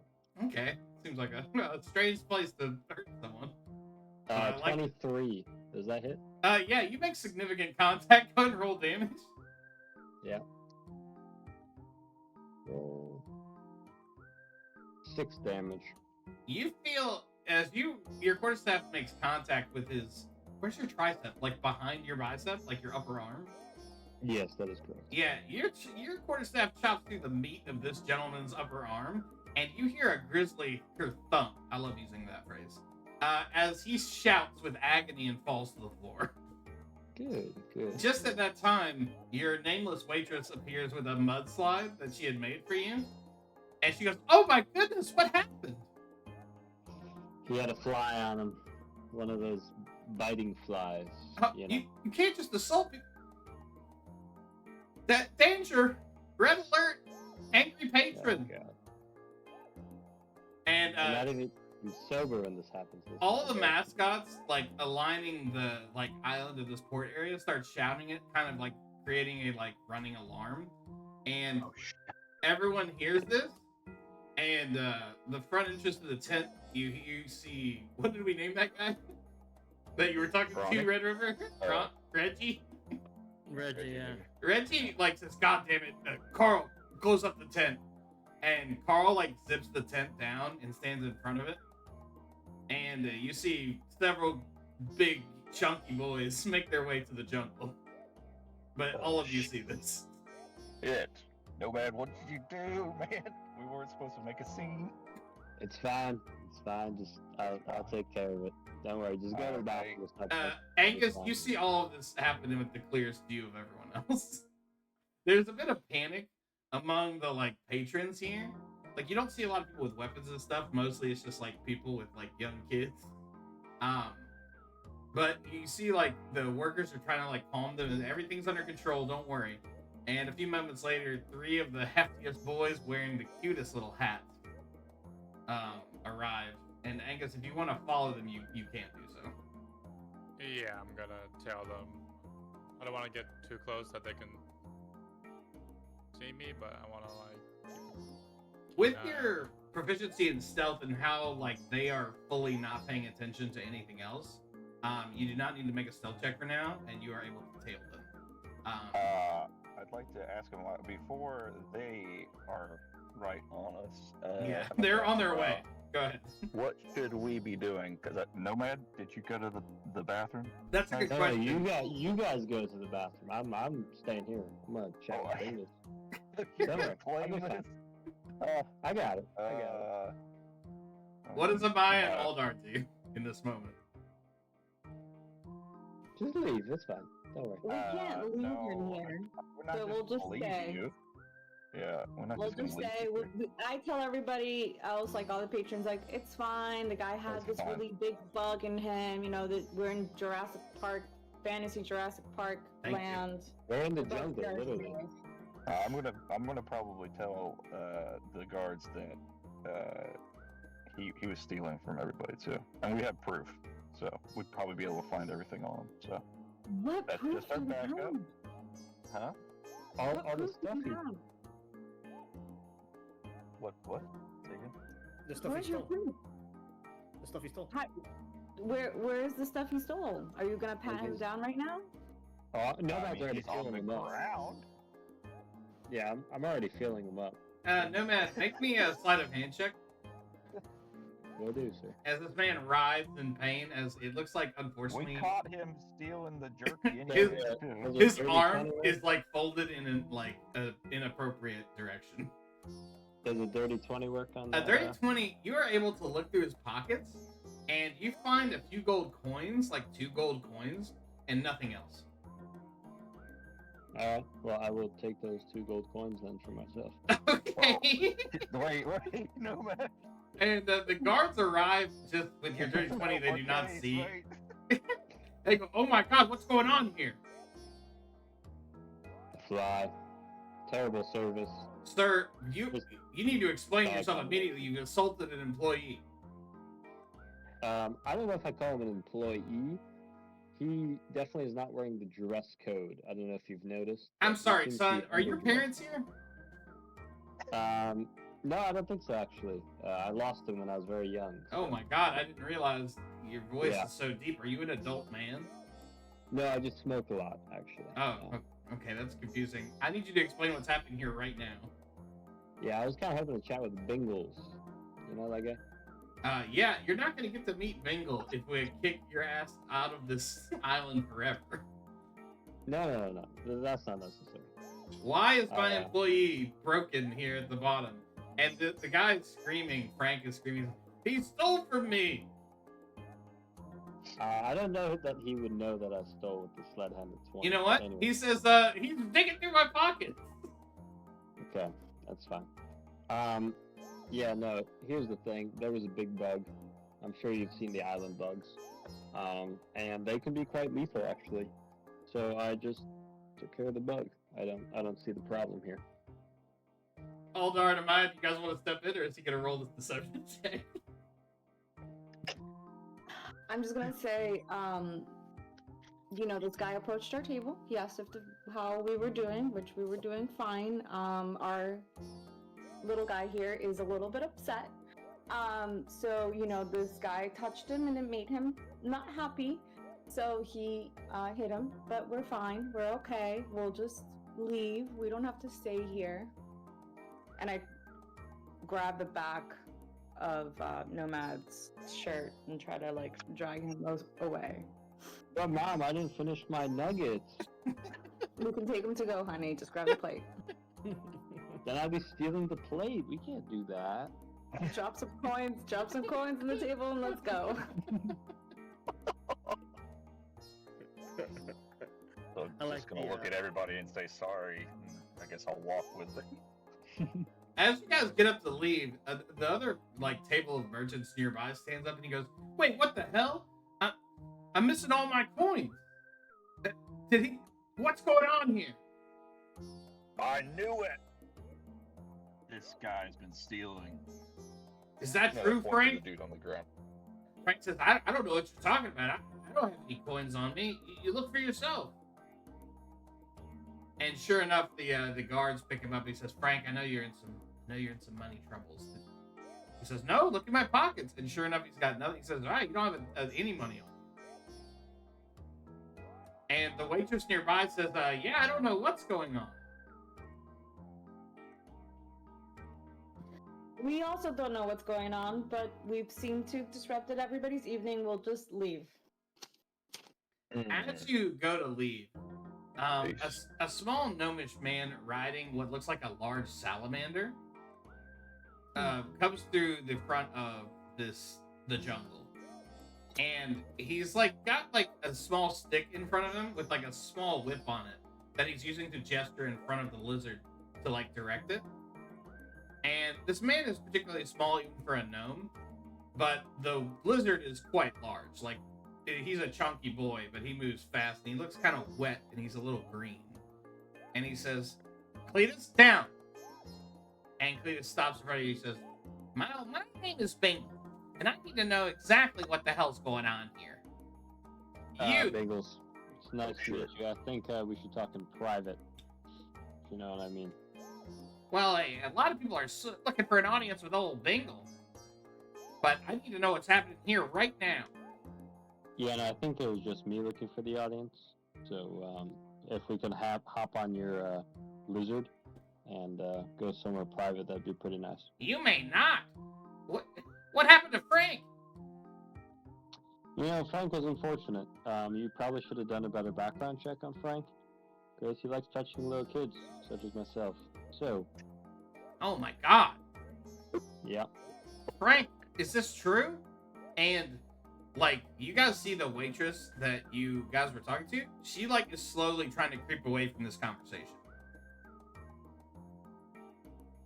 You get the feeling that like she is hiding something as she like clutches her like fanny pack and starts to slowly like back away from this conversation. Wait, where are you going? Mate, Who, me? I'm not going anywhere. I think you're part of this. I don't think you should leave. What are You, hiding? you, Mr. Dear man, what did you see? Tell me everything as quickly as you can. I'm a busy man. I think one of your manager dude over here, I think he's been stealing from all your patrons. I don't know what the hell's going on. He tried to take some of our thigh jerky, and things went a little south. Reggie says, but boss, I checked and ain't nothing on it. I think But The waitress. we checked the waitress, honestly. She seems pretty suspicious. Martha, come You here. wanna serve me? The waitress turns to run, and Bingle extends a hand, and like a purple energy comes out of it and collapses around her head, and she falls to the ground unconscious. Hmm. And he snaps his fingers and says, Reggie, check her. And sure enough, he pulls out like this huge sack of coins. And the merchants say, How can you run an establishment like this? And Bingle says, everybody calm down. We make an effort to try and hire folks who have had troubled past. We'll deal with Martha. I don't know if Frank's arm will ever be the same, but I apologize. Can I comp you guys some meals? Can I get you to sit down? Let's relax for a little bit. I think Don't the take waitress the is pretty drink. nice, actually, but I don't know about this establishment anymore. It seems compromised. Maybe a seltzer for the little guy here. God damn it. I What do you think know I about think the drinking? cooks may be compromised. The attendees, honestly, were mediocre. I was expecting much better. Were you expecting them to be rawsome? Yeah, Ma'am, no, I'm gonna they ask you to definitely leave. were. No, Thanks, he sir. doesn't ask you to leave. He actually smiles widely and says, you know what? For you guys, I apologize for all this. I'm gonna give you VIP passes. These are from Bingle himself. You let anybody know gives you any trouble, you give him this coupon. And this is just the same coupon as before, but it's got like his initials on the back that he's just written. And he says, Damn. come by tomorrow. Come and I'll give you a private tour of the Zutorium. Better yet, just give me your home address, Okay. and I'll meet you there. Seems like in the a morning. no. I don't like that. Or it's just fine. Just meet me at the front of the tent in the morning. I'll give you a VIP tour. We can put all this behind us. What do you say? I mean, you can either give it to me, or I'll just make it weird and follow you home. Well, it's pretty weird already. Yep. No, Ah. It's really up to you, honestly. Let's take the VIP tickets and Yeah. maybe we can figure something out. Now, how many do you need? I see 3 of you here. Is this your whole family? No, we have more cousins. They're in line. I think. There's 6 of us total. Okay, yeah. Take these. They'll be good for a night stay at the inn that I didn't come up with a fun name. And it's right down the hall here, right down the way. And I'll meet you in the morning. Do you have any nice bushes by chance? I don't really do rooms. Sorry? Yeah, What? like bushes on the island. You If there are want- any nice bushes? I That's think where it- he's gonna sleep, I think. in so. some of the cages in the Zutorium, I could show you some bushes, I guess. Are they street worthy or? Well, you'll just have to decide that in the morning, little man. He hops on his little salamander, and it starts flopping away, quicker than you maybe thought it could possibly do. All right. Well, that was a little strange, but it worked out. This whole time, Red River and Jasora, you've been waiting in line. Like 3 people have been let in, and at the front of the tent, he says, "We're closed for the night. Everyone else, I can write you a first pass ticket. If you're here in the morning, you'll get first dibs, but we're not letting anybody else in for the night.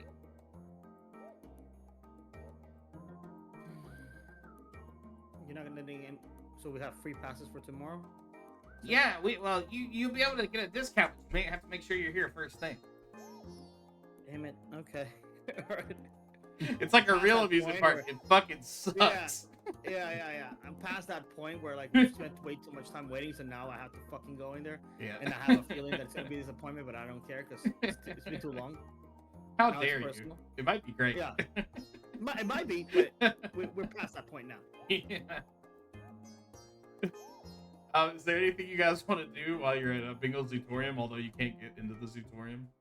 I'm gonna go to the gift shop and see if they have any trinkets that are like any kind of gag things, like magic shop type thing. Oh, there's smoke all bomb sorts of type shit thing. like that. There's like a fake poop. Like it's just like it's little tchotchkes that are way overpriced. Is there like a smoke bomb thing? Yeah, there's actually not a smoke bomb. There's a stink bomb. I'll get one of those just for the fun of it. Yeah, you get a stink bomb. It Maybe I'll get the maybe come in a 6-pack. yeah, and they're all different Yeah. colors, and they have Yeah. like different gag scents, but you don't know until you break it open. Yeah. Yeah. I'll just carry them for. It's pretty gross. Yeah. This is anything that's basically less than the value of like a gold. You guys can kind of buy like you're walking around money. You know what I mean? Yeah. So like, yeah, don't worry, you have those things. But if you were like, I buy all the stuffed animals here, then maybe we'd have to have a conversation. But yeah, no problem. You're able to purchase those. So we're looking for anything in particular? I feel like we haven't heard from her in a while. I was actually. Is it possible to like peek in? I kind of want to. I don't want to break any laws, but I want to see if I can see inside. I'm very curious about this place. Yeah, the tent flap is very low to the ground that it's closed, and there are active guards. You see no other entry right now, but you've not investigated the full space. Can I go around the perimeter? I know it's a large, but Yeah. beginning to go around the perimeter. Yeah, you know how like Disney is very carefully like where people are allowed to go and where people are not allowed to go. Like it's really sectioned off. Like to get into the employee parts of Disney, you kind of have to know where you're going. You see no like easy way to get like around the tent. Like this whole like port dock tourist space is kind of enclosed with like various gates. Is Just there so we're in water? the back of like the gift shop, watching other people coming out from the Zootorium into the gift shop, just trying to like peek around to see like what she can glimpse as people are like coming into the gift shop from the. Yeah, they definitely would exit that way. Make me a perception check.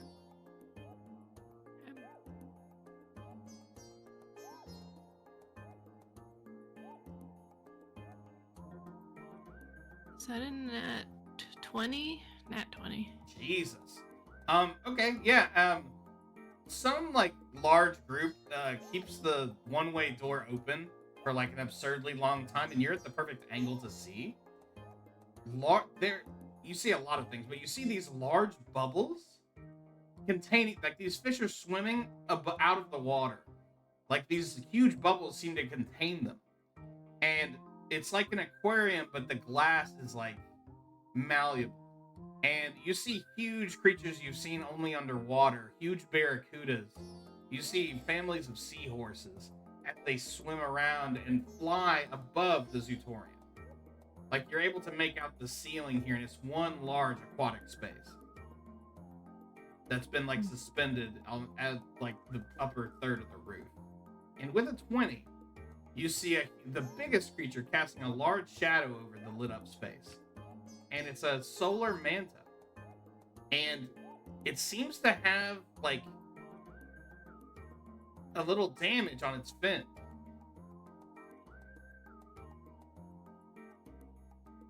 Hey. And it looks familiar to you. And with a 20, you can see that it's Percival, the last manta that survived from your tribe. And he's swimming lazily around the top of this tent, and the door closes. You can't say that. We're never gonna get her away from there. Yeah, I'm gonna go to Red River. I'm gonna say we have to get into the Zootorium. What's in the tutorial? Well, let me get into my accent here. You gotta say mate. Oi, mate. Not only does it look like it's beautiful in there, I will say, but I believe long ago, I'm not sure if I disclosed this to anyone. I think I did. I think there was one time around the fire we talked about it. I think you did mention it many sessions ago. Yeah. I saved a manta ray and never saw him after that, but I think he's in there. You know this man, Ray? His name is Percival. Friend of yours? Friend of yours? What are the chances? I think we should get in there. Yeah, we'll go in there tomorrow. Right? Aye. I'll be up bright and early. Yeah. Wake me up and we'll make the line together. Okay. Set a fantasy alarm. Will do. Is there any business you guys want to do before you get your comp to stay at the inn?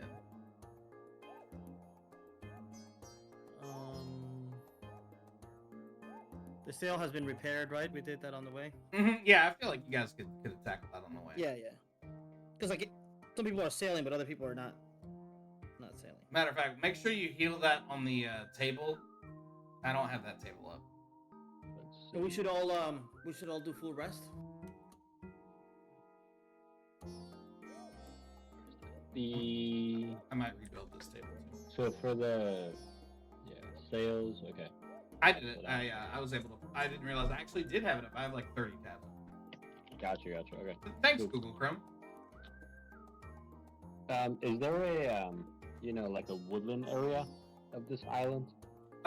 There is, but it is sparse, and you are kind of fenced off from it. You'd have to do some swimming to get around the moorings they've made to get to the less settled part of the island. I see. Yeah, that might be a tomorrow issue. I'm gonna kind of brief Angus maybe on my plan. Be like, hey buddy, you've been a little down and out recently, kind of doing your own thing in the shadows. Don't really know what you're doing. Was wondering if you want to go on a little adventure tomorrow that may or may not get us arrested on this island. I heard arrested and I immediately knew I was in. Yeah. Well, I'm excited to handle whatever that plan might be. You guys make your way to the inn, and the nice person greets you and says, "How many for your stay?" She just talks to your whole group in general. I guess just 5. One's sleeping in the bushes outside. I don't know if that counts. Oh dear God, are you sure? So 4. He's okay. Oh, sorry, 4. Just 4. Okay, do you have a stay reserved, or will you need to book something? I believe, yeah, we have a comp stay from Mr. Bingles himself. Oh my goodness, yes. Promised us the suite, actually. Yes, I've seen here the penthouse has been made available for you. Very good. Unfortunately, there are only 2 feather beds. Will that be acceptable? That'll work. Bring extra pillows and make sure the bottle in the bucket of ice is always full. Okay, that's all we request. Thank She's you. writing all this down, and she says, "You got it, little guy. I'll see if we can get you a fudge sundae up there. Would you like that?" God damn it. Yes, I'm you just, would I'm love just that. gonna leave. I'm leaving. Thank you. Going outside. He never ate his. He didn't get to eat his mudslide earlier. He's a little Yeah, upset. he's pissed. By the time he got to it, it had melted, and then what's the fucking point? Yeah, you guys make your way up the stairs. You have a fancy key, and it opens up to a huge, on the 4th floor. Part of the wall is pared away, and you can see out onto the ocean. And it is dark, but you can hear the waves crashing, and it's something serene and beautiful about it. And there is one beautifully crafted hot fudge sundae. No, they don't have ice cream. They'd have no way to make ice cream. There's some sort of chocolate concoction, fantasy chocolate, seated on the bar, and 2 beautiful feather beds. I will eat the chocolate concoction. You just engulf it in a single bite. It's kind of gruesome. Yes. You like unhinge your jaw. It's really troubling for everyone else to see. But this is like the nicest. I don't think any of you come from means, so this is like the nicest lodgings that you've probably ever stayed. I tell Red River that I don't, or anybody that's listening really, I don't really like this place. I don't really want to stay here. I didn't like the way Mr. Dingles just came in and try to shush us into existence. I just, I get bad feelings here.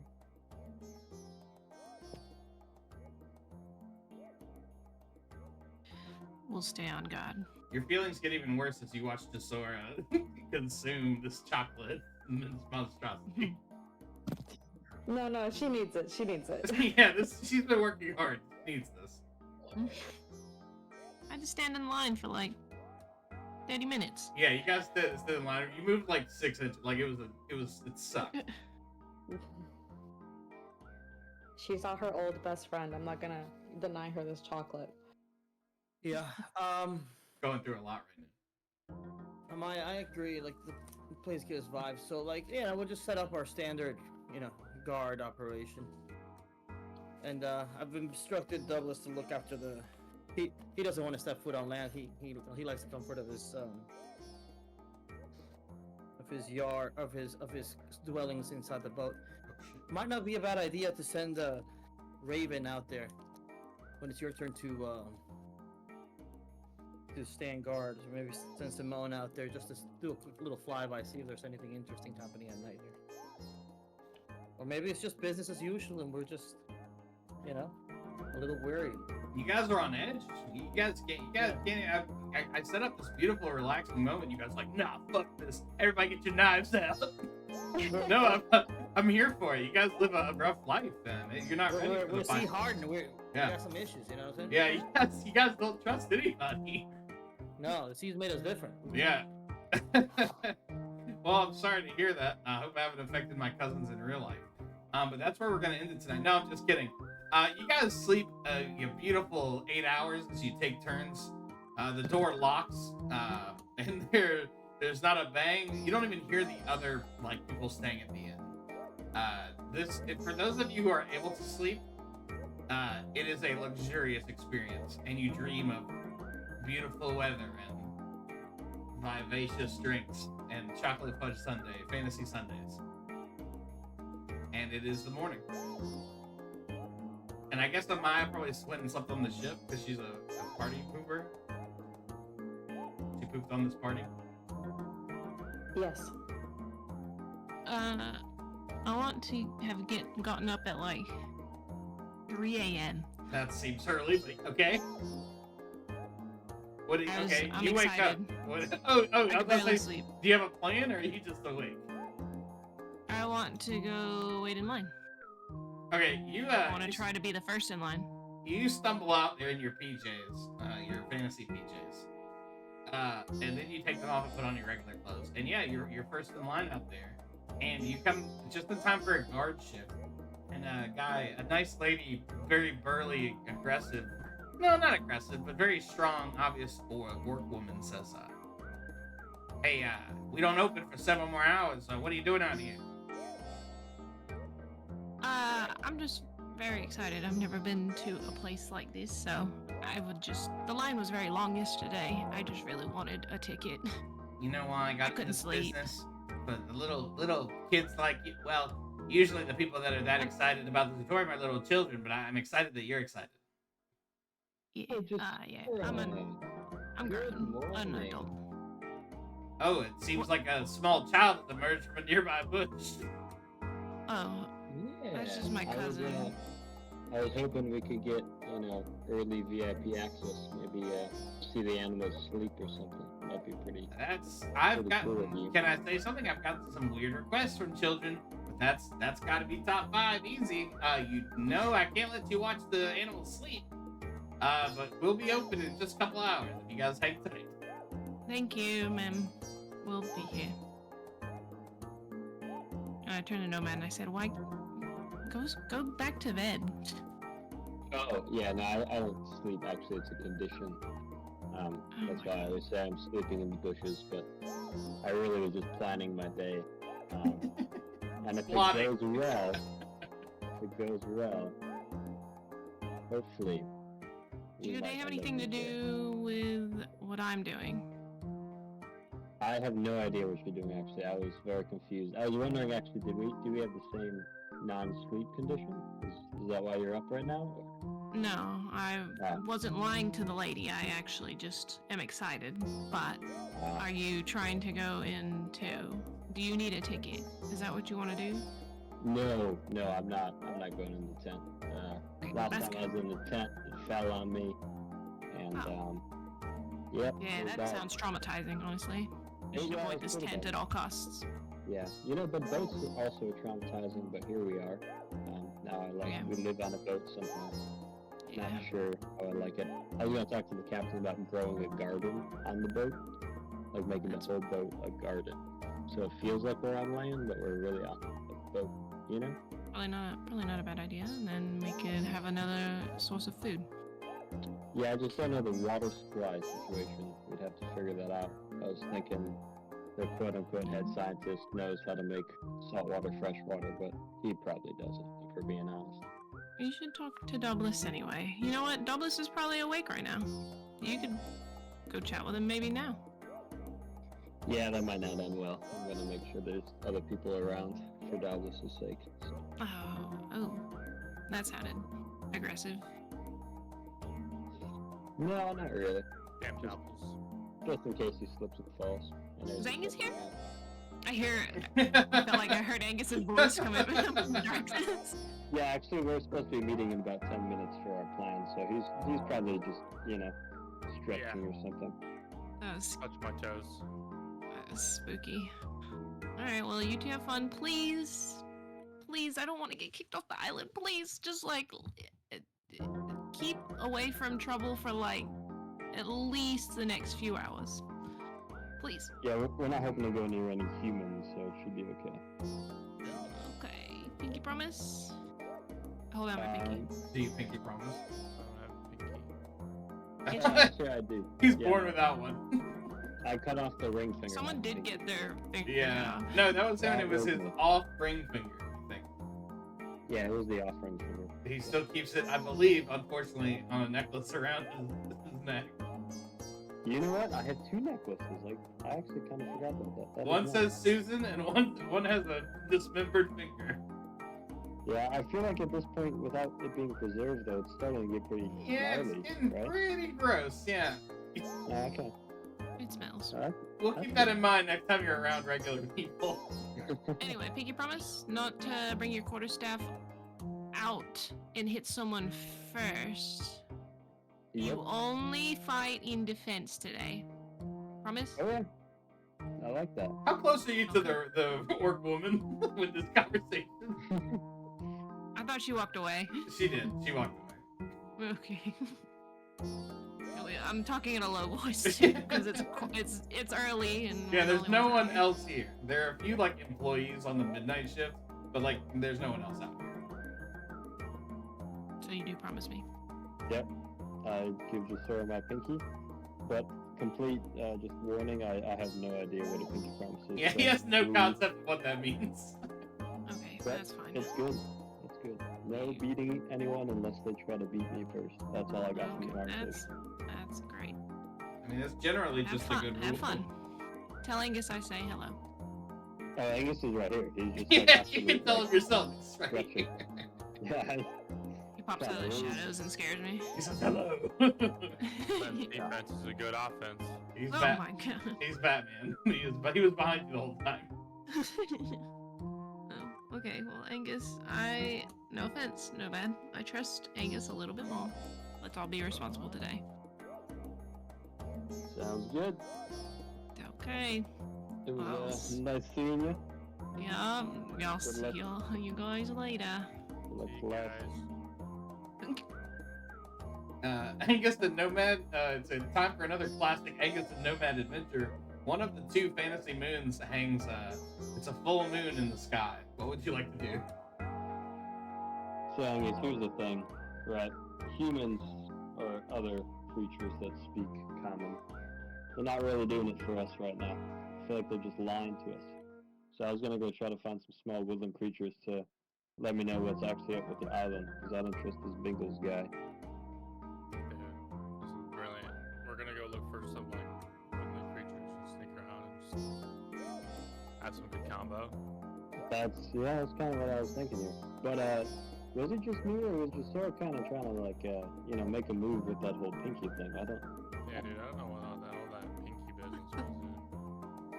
Yeah, it was a little weird. Yeah. Good thing I don't sleep. What, Sarah? Nomad, I want to be with you. Nomad, I want to join your adventure. My only Yeah. issue is how would Amaya know what they're doing? Did Amaya follow Angus out of the room very early, and then like She stumble slept on the upon boat. She's on the boat. She's on the it? Oh, boat. she's on the I boat. saw through Raven. I saw them, talking. Do you want them to know you're there or not? Are you following them in No. secret, or are you like saying hi? I don't mind if they know I'm there. I Okay. want to join on this adventure. That's fine. I mean, if she like appears, like wants to join, that's totally cool. We could ask her about the pinky thing, you know. Yeah, you guys, in order to get to the other parts of the island that are unsettled behind, I guess, in the tertiary areas around the tent, you have to kind of like swim around the dock. Yep. But, how deep's the water? Can I tell? Can I do like a check to figure out how deep the water is? You're not able to see, but I bet that Amaya probably could. Oh. Nomad, you can just ride on my back. If it gets too That- deep. Do you guys want to get on a separate call, or? It's gonna be a little epic, actually. No, I'm not gonna try no pinky stuff with Amaya. It's weird. Maybe you build a little harness and you can you ride around like a horse. I just thinking more like a surfboard. Nomad's never been surfing, but Yeah, we could try the surfboard thing. yeah. Yes. The waters are fairly they're not very deep. But Amaya, you immediately notice upon entering the water is first, this is very nice. These are like calm waters that you grew up in, but you don't see any fish around at all. I voiced my concern to Nomad that I don't know if he'll be successful in finding any woodland creatures because I don't see any aquatic creatures, but that doesn't mean anything. Yeah, I kind of feel like those might be two separate things. Not really worried about it. I feel like Angus is a pretty good swimmer, and with Amaya's help, Nomad, you are pulled along the shore, and yeah, you guys, there's not much. There's only like 50 feet of shoreline before it's the tent. But there is some space there. But yeah, you do not see any like creatures on this space. Like nothing at all. No living things. No, you just see a few palm trees and a lot of sand. Wow, that is unfortunate. I knew something was not fishy about this island because there's no animals.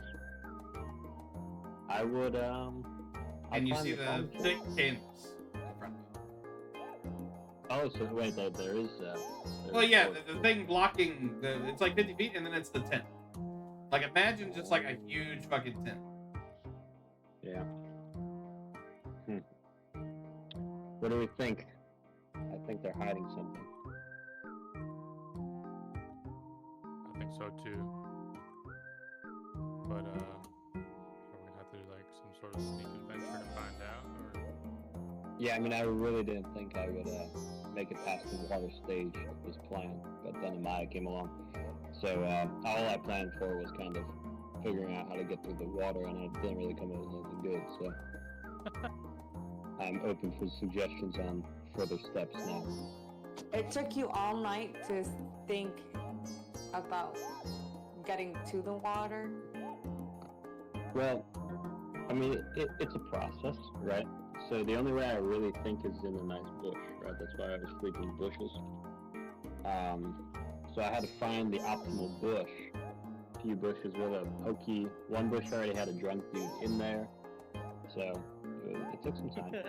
Yeah, there was already an occupied bush. He had to find it. He checked 3 bushes before he found an unoccupied bush. Right. So. Are you wearing your hat? Are there any rocks to lick? I don't know your process. Your process. I do have my hat. You do. More of a, It's an acorn helmet. Yeah, I was gonna say it's more of a helmet. Slightly offended by the hat thing. Do you, it's kind of can cute. Can you have that bird come out and maybe find out where this Bingles lives? Are we looking for Mr. Bingles or are we looking for woodland creatures? Well, here's what I'm thinking. I'm thinking that they're going to be at the same spot. I think he has all the woodland creatures. Because that lizard has to eat something, right? Lizards eat small woodland creatures. This is just known. So I think he's just got he's just like a commie, and he just gathered all the woodland creatures, and that's their currency or something. That's right. Yeah, they're his slaves and he uses them. No, Guys are making a lot of narrative leaps here. if I bring out Simone and have her and look through her eyes,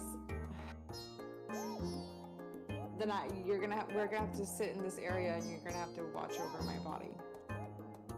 It's a little weird, but I'll accept the challenge, honestly. I'll accept your weirdness if you accept mine.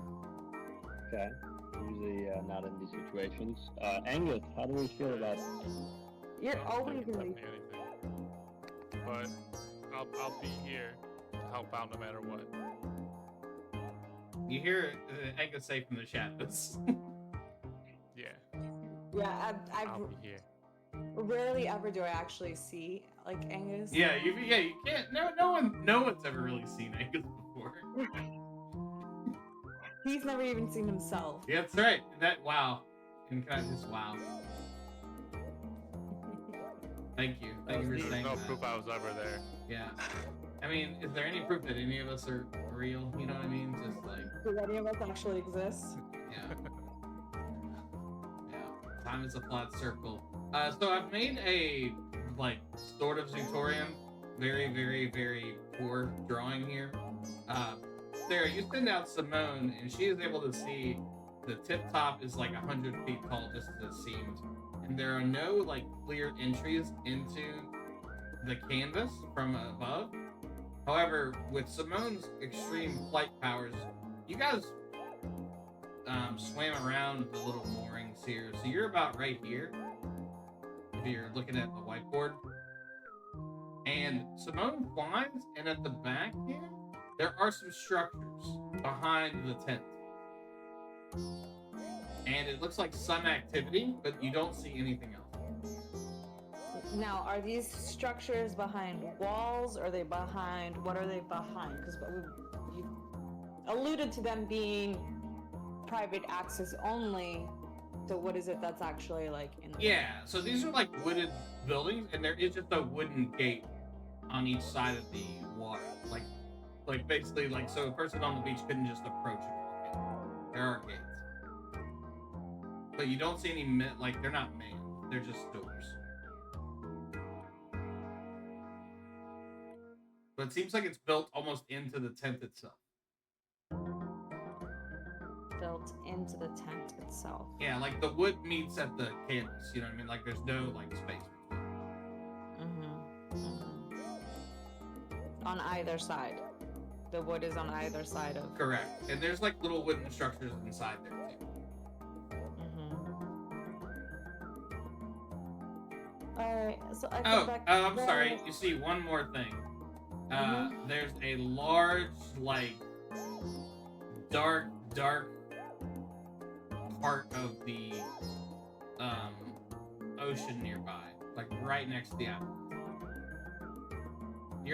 Simone's not able to make out what it is, but it's like a dark space between you guys and these buildings. It just looks like deep water, or like. No, it looks like there's something dark in the shallow water. Okay. All right. I let the unseen Angus and Nomad know what I saw through some. You guys see Amaya's like eyes in the back of her head as a spectral raven flies around, and then she like puffs as she awakens and tells you these things. All right. So, what do you mean by this darkness in the water here? Is it like dirty water? Should I not been drinking the water? Because I've been drinking the water. Well, like, it's salt all night water. long. You Salt water? Oh, that's why I'm so thirsty. yeah, it's like 200 feet down the beach. You guys would have to get closer to know more about it. All right. What do we say? I mean, because that's the only way to get around, right, Amaya? That's what you saw. We got to go through this darkness first. Right. Yeah. That's from the closest way from here. It would go through that darkness. It was hard to tell what it was because it was kind of far away. But there is beach as well, so you guys don't have to go into the darkness. That's just in the water. Oh, we can stay on the beach? Yeah. All right. So I'm guessing this beach is like a sandy beach or is it a stony beach? Sandy. Okay. So like as we're walking down the beach, no I'm gonna make sure to clear out the footprints. You know, just like swipe it, make sure there's no tracks. I've been reading some novels about investigative work. You pick up like a palm frond nearby, and you like drag it behind you guys. Yep. That's perfect. You guys make your way. You see kind of the dark, mysterious business of the water to your left, and a tall, like 10-foot high wooden wall leading further that meets at the tent, and a door on it with a like handle. And a little sign above it says "Employees Only." Oh, employees only. Okay. This is you can say no, Drew. Can we retroactively say that I put on my nice clothes like during the nighttime? And maybe that's how Amaya knew, like that I was up early because I was on the boat. Or no, you can say no. No, this feels like a good retcon. I feel like, would you get your nice clothes like wet though? Well, I mean, I wasn't planning on going on the water, but if it happens, it happens. Right? Okay, you've got your nice clothes on, but you do not have the benefits of your like armor class. That's fine. I don't wear armor. It's okay, just, well there you go. Yeah, you got your nice clothes on. Yeah, totally. All right. I drew you, by the way. I don't know if you saw it. I put Nomad in his Lighthorn helmet. Oh, that's actually amazing. Beautiful. I love it. I'm actually gonna change that to my picture on your profile. D&D Beyond. You're welcome. After commissions, just let me know my Patreon. I'll drop it in the chat if you ever need me to do a character portrait for you. All right, so I'll huddle with the team of Maya and Angus here. Okay, what do we think? Do we think they lock the door at night? Should we wiggle the handle, or should we find a way to jump the fence? I don't know if there is a door. I just say let's just see. Let's try to be like Angus and approach without being seen. There is a door. There is a door. I mean, yeah, I'm fine to hop the fence. The thing about hopping fences is sometimes you land on humans on the other side. It is a 10-foot fence. Let me get Simone out and see what is waiting for us on the other side before we just hop or open doors. I like it. That's fair. I'm gonna like slowly walk close to the water to see if this mass moves or if it's just darkness. Simone flies into the air. You can see now that you're much closer. There's no one behind this wall, and there are several like long flat buildings that look like barracks. And you surmise just by like flying over and seeing what it is This is like where the employees live. Like none of the lodging looks particularly nice. Like there's bunk beds and stuff. You see like a mess hall, a canteen, and like an entry into the tent from the back with another like wooden door on it.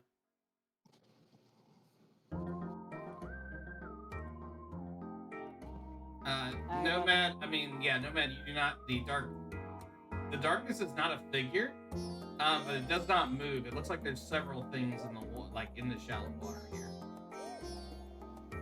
Okay. So I'm thinking we have two options. We could knock and tell them we're here for our first day at work. That might work. If we're being honest, we might get suited up, or we go stealth mode. What are we thinking here? You know, I prefer the latter. Oh, you brought a ladder? Sorry, I couldn't He resist.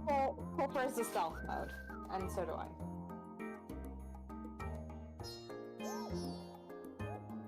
So we're gonna stealth our way over this 10-foot wall. Yes. Are there any trees nearby? Yeah, probably like 20 feet down the beach. There's a palm tree. I mean, have we considered trying to pick the lock? We didn't even check the door might just be open. Yeah. We could try that first. Alright. I'm gonna go wiggle the handle, but very strategically wiggle the handle. I don't know what the strategically wiggling the handle sounds like, but you do pull on the handle and push, and it opens. I think he means carefully. You strategically and carefully, and you open the door, and it's seemingly empty. I'm gonna look back. Even walk through the door. You seemingly seem to walk through the door. Yeah, I'm gonna look at it and be like, Before we walk in, I'm gonna check for any visible traps or cameras or anything like that. Go ahead and make me a perception check.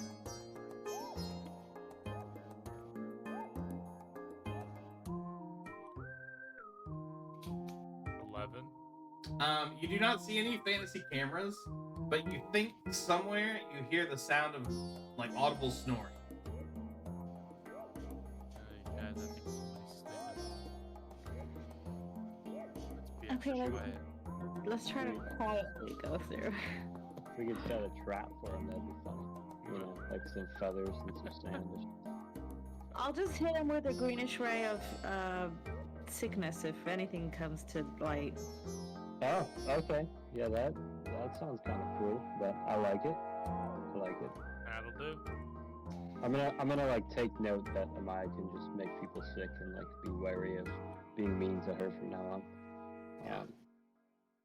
Be careful of her pinky promises. Yeah. I lack pinkies. Yeah, she's got mermaid pinkies. Yeah, what do you guys want to do? You don't see what's creating this snoring sound. To your left, you probably have an entrance to that barracks I mentioned. And to the right, there's a hallway, a big hallway with the sand in the ground that leads, what do you think, to the tent? I think, honestly, we should find ourselves some uniforms. It seems like they have every type of creature working here. Very diverse crowd. I enjoy the DEI that's going on here. Yeah, in thinking back, you did see all manner of folk working at this place. Yeah. So I don't know. What do you guys think? Should we get some uniforms? And then we can still sneak, but we'll be less likely to get in trouble if we're in uniform. Okay, what's our end game here? Going into his house? Very important question. For that, we can just go to his house. He's gonna know we don't work here. And he can't be that dumb. Drew, can I confirm something about the workers? You said they wear animal masks, or is it like head hats? Yeah, in my hat, I have a hat here. Oh, I wish I had it. Basically, I put this hat on, and the top half is like a bear, and it's cute. It's Tom Nook from Animal Crossing. They're clearly people. They're not trying to masquerade as animals. It's just the top of their head. Okay, so it's not like a good disguise. Yeah, no, Or it wouldn't yes. like cover your face. It's meant to be like jovial. Ah, I see. Okay. So cutesy. Although you did also see the people scaring people were dressed in head to toe mascot like full on mascot dead-eyed outfits. Oh, we could go as mascots. I like this. Did the mascots have like handlers? Like at the events, like the mascot usually has like 1 or 2 people with them. You do not recall. Seemingly, Does that they had not- no handlers. Dang it. Alright, what do you guys think? Should we just stealth the way we are, or get dressed, or I don't know. So what are we doing here? Are we going to this guy's house? Sarah, why did you wait this long to ask them? I thought I made it pretty clear earlier. I did not expect to get past the water. So we're just freeballing now. That's why I'm asking for opinions. Cut to Jasora sitting outside the tent, like tapping her foot. I kind of want to see who's snoring. Alright, yeah, let's go take a little peek. Make sure they're okay. The 3 of you make me a stealth check as you. Can I navigate. make a comment? Yeah, please. I would like to know, like, not like right now, but like, I find it fascinating that Angus is worried about somebody else's sleep apnea. So, Like, we gotta get this guy to a specialist. Like, we gotta make sure this guy's Yeah, okay. like he definitely has to see a specialist. So anyway, I digress. I didn't tell you guys, but all of you have secret objectives, and if Angus cures 5 people's sleep apnea, he gets a god sword. And everyone has secret objectives. Don't tell anyone what yours is. But you guys go ahead and make me a stealth check, please. I'm not. No, I'm gonna stand in front of these mascot things and just kind of wait for them to come back here. Okay, you're feeling good not stealthing. Yeah. Yeah. I got a 15. Oh, good. I got a 10. A 10, but your stealth is fucked up. Did you roll a nat 1? I rolled a 2. Oh, okay.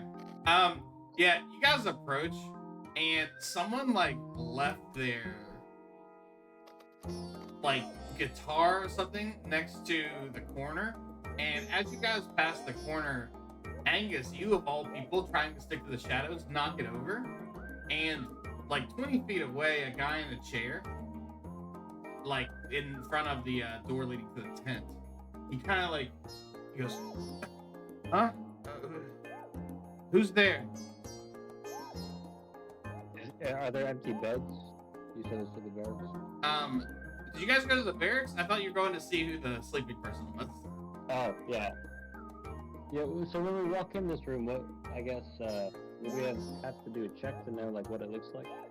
So we got a proper description. Yeah, let me try to describe it better. So, like, you guys are on the sandy beach. There's wooden buildings, like, freestanding. You guys go up to the right to go see the entrance of the tent where a man is, like, on guard but asleep, and he is sitting in a chair. He is awake now, or waking up. Alright, so there's not much in this room. It's just a man. Yeah, it's just this guy and this door to the tent. Alright, so he's awake. I'm going to say, Phil, this was, the last time you could be sleeping on the job before there were repercussions. What? He's rubbing like sleep from his eyes. My name's not Phil. Who are you?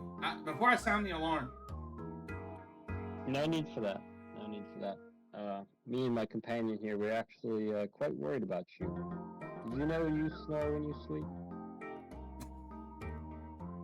I guess make me a deception check, and let me just tell you. Let's do it with disadvantage. That feels fair. Oh boy. I'm gonna make an insight check. Angus, would you like to say anything in this situation, my friend? What about him was snoring? They wanted to go check on him. He is snoring. The hard part is that he guessed that his name was Phil. It just, there's no name tag. There's no way. You know what? No, that's not fair. Before you roll, Nomad, pick a number between 1 and 100. should I roll for this? No. Just tell me a number between 1 and 100. 28. All right, I'm gonna roll 2d10, which is a percentile die. If I, out of 100, if I roll a 28, his name is Phil.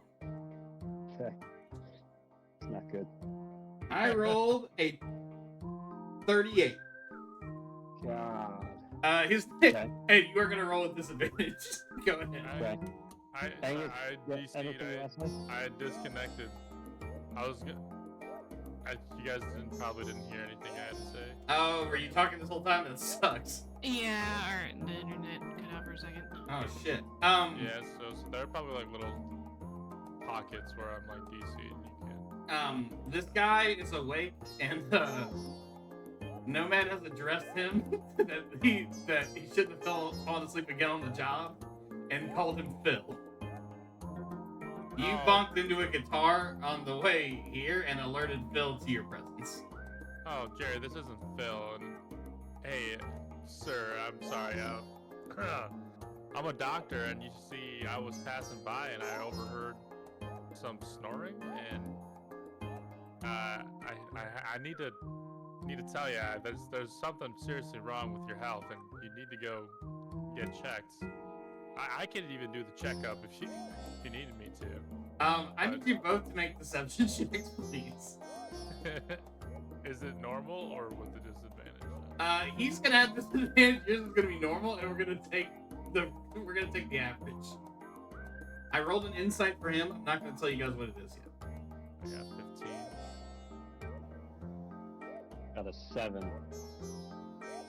They're taking too long, so I start to walk out towards where they are. Amaya, you start hearing this guy's response, and he pulls out like a sword, like a cutlass from his bag, and he says, "I don't know what the hell you would have been doing back here. Like, this is employees only. You got to get the hell out of here right now." I look at Angus, and then I pull out the badge, the government official badge. I'm sorry, the what? The badge we had on Snow Island that Angus forged so gratefully. Oh, Pull that right. out and flash it. Okay. Amaya, So you we're- arrived just in time to see this. So we're with the Viridian Empire. We're just here to help. Fucking Empire swine. He says, "Hey, we got some intruders in here." He starts shouting, and he charges you. Alright, well, I guess we're gonna have to knock him unconscious. I'm gonna. Last ray of sickness. Jesus. What is that, dude? You shoot a greenish ray at a creature within range. Make a ranged spell attack against the target. On a hit, the target takes 2d8 poison damage and has the poison condition until the end of your next. Jesus. Okay, go ahead and roll your attack.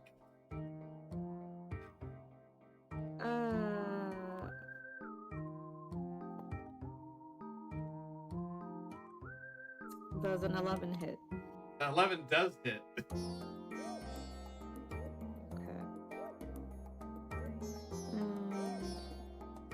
Damn, 21 damage. Seriously? Holy fuck. This guy like takes 3 steps and drops his cutlass and puts his like hands to his throat, but it starts like gargling and like black green tar starts coming out of his throat and his eyes. And this man falls. His eyes like open, but he can't see, and he is in front of you. You do not know his condition, but he is not moving. Alright, well, I'm starting to feel guilty. Yo, Thank you're you, starting to guilty. feel guilty now. Alright, so maybe we should go. Well, no, here's the thing. If that's the tent, that means Jasora's on the other side. She really wanted to get in. So I'm gonna sprint just into the tent and try to find the entrance and let her in. Okay. So there's 2 entrances to the tent. You are at the back one. Jasora's outside the front one. Oh yeah, I'm well aware. I'm running through the inside of the tent. Okay, there is a door. There's like wooden door in the way. Okay, I'll open the door with caution Okay, again. you turn the handle, it does not open. Are you kidding me? Okay, I'm gonna search Phil for a key. Okay, what is everyone else doing? Where are you trying to go? Hey, gotta get to the front. We gotta let in Jasora. Yeah, he's got to have like some sort of security, something, right? Or he's just walking around, everything's open. Just Sora's probably already in there and has been for hours. She's been lined up. It's like I'm four, sure it's she's probably fine. like 4 a.m. now. The place is not open yet. Yeah. I was gonna say we must really Let's stop. just go stand. How about this? Let's just go stand in line with her. No one will know, and we'll just go in like normal and try to help her with whatever she's doing. Or, actually, you know what? She didn't want us going in there. So how about let's go see what that mysterious thing is in the water.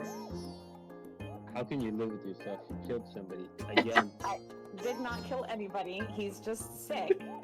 And maybe there's a creature in the water we can save to make up for this weird guy who's just sick. He's not dying. I Angus, can't even swim. while How they're much to talking, save somebody? you hear like people scubbling. Like they're not here yet, but you hear movements. Hey guys, we gotta move now. We're just Nomad, you find a metal brass key in this guy's pocket. Okay, I'm gonna take it. Okay, Not open the door. I guess I'll just take it. okay, you have the key. Very good. All right. Well, we better get out of here. It seems things might get hot fast. And Yeah, I got hot pretty quick. All right, let's go. No fault of our own, of course. Never. You guys leave? Yeah, we're just gonna leave this crime scene behind. Okay, make me a stealth check on your way out. another stealth, you said? Yeah, stealth from all 3 of you. 19. 19. Jesus. Sam's gonna roll a 38.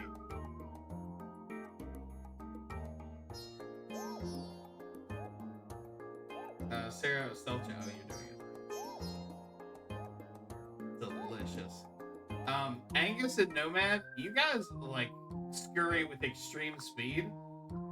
Amaya, as you're running away, They weren't scurrying fast. They were scurrying silently. they were scurrying seemingly silently, and you look back at the once person and now corpse that you created, and as you do, you trip over the very guitar that Nomad hit on the way in. Angus. I'm sorry, Angus, and it creates a loud ka-twang. And you hear a few people say, "Oh, I heard something over here," and you are sprawled on the ground. What do you guys do? It's just me. Hold on 1 second. Are they within a 10-foot radius of me? Not yet, but they will be. How big is Amaya? Is she like large? I think she's like Am I 5'8". inside? How big is the room I'm in? You're the outside between buildings, so infinitely large. I am going to use a spell. No, you guys can keep going. I'll take care of it. No, I mean, if you just keep running, I'm gonna create a silent image. I'm gonna create just like an image of a wall. Is that possible? Can I do that? I'm looking up the spell right now because I don't know what it is. I should look up you guys' spell. Silent image. You create an image of an object, a creature, or some other visible phenomenon that is no larger than 15 foot. The image appears at a spot within a range. The range is 60 feet. Lasts for the duration. The image is purely visual. It can last up to 10 minutes. There's no sound, smell, or other sense. Yeah, you can create like a wooden wall. I just want it to match like the ambiance of like what I'm seeing around me. So Yeah. like the wall's believable. Yeah, this is like a wall that's a little bit weather worn, and you don't know where this wall came from, Amaya, but between you and this dead gentleman, a wall is like emerges magically, and you hear on the other side go, "What the? This doesn't make sense. Oh my God, what happened to Carlos?" And you hear some noise, and you're like, "What the hell? I don't know. Send for help." And you guys, you have enough time to reach your compadres, and you are at the entrance to this employees only area. I would since I'm kind of smaller, maybe I'll hide behind like Aldar and just like inspect the key. Is there like any inscription on it or anything of the sorts? In Elven, it reads key. No, it's just a key. It's just a brass key. All right, I'm gonna keep that. You're gonna keep that? Yep. Yeah. No, I was gonna put it on my necklace, but that's probably a terrible idea. Yeah, this necklace is getting pretty full. You guys are able to leave this area. You are now on the beach again. All right. Well, do we? You are hearing some We make our activity way to inside the- the walls. Yeah, I think we should scurry back our way to the front of the line, maybe. It's time to get into the crowd. Well, it's like 4:30 when you guys return. Tesora is right where you left her, in front of the tent. Hasn't moved.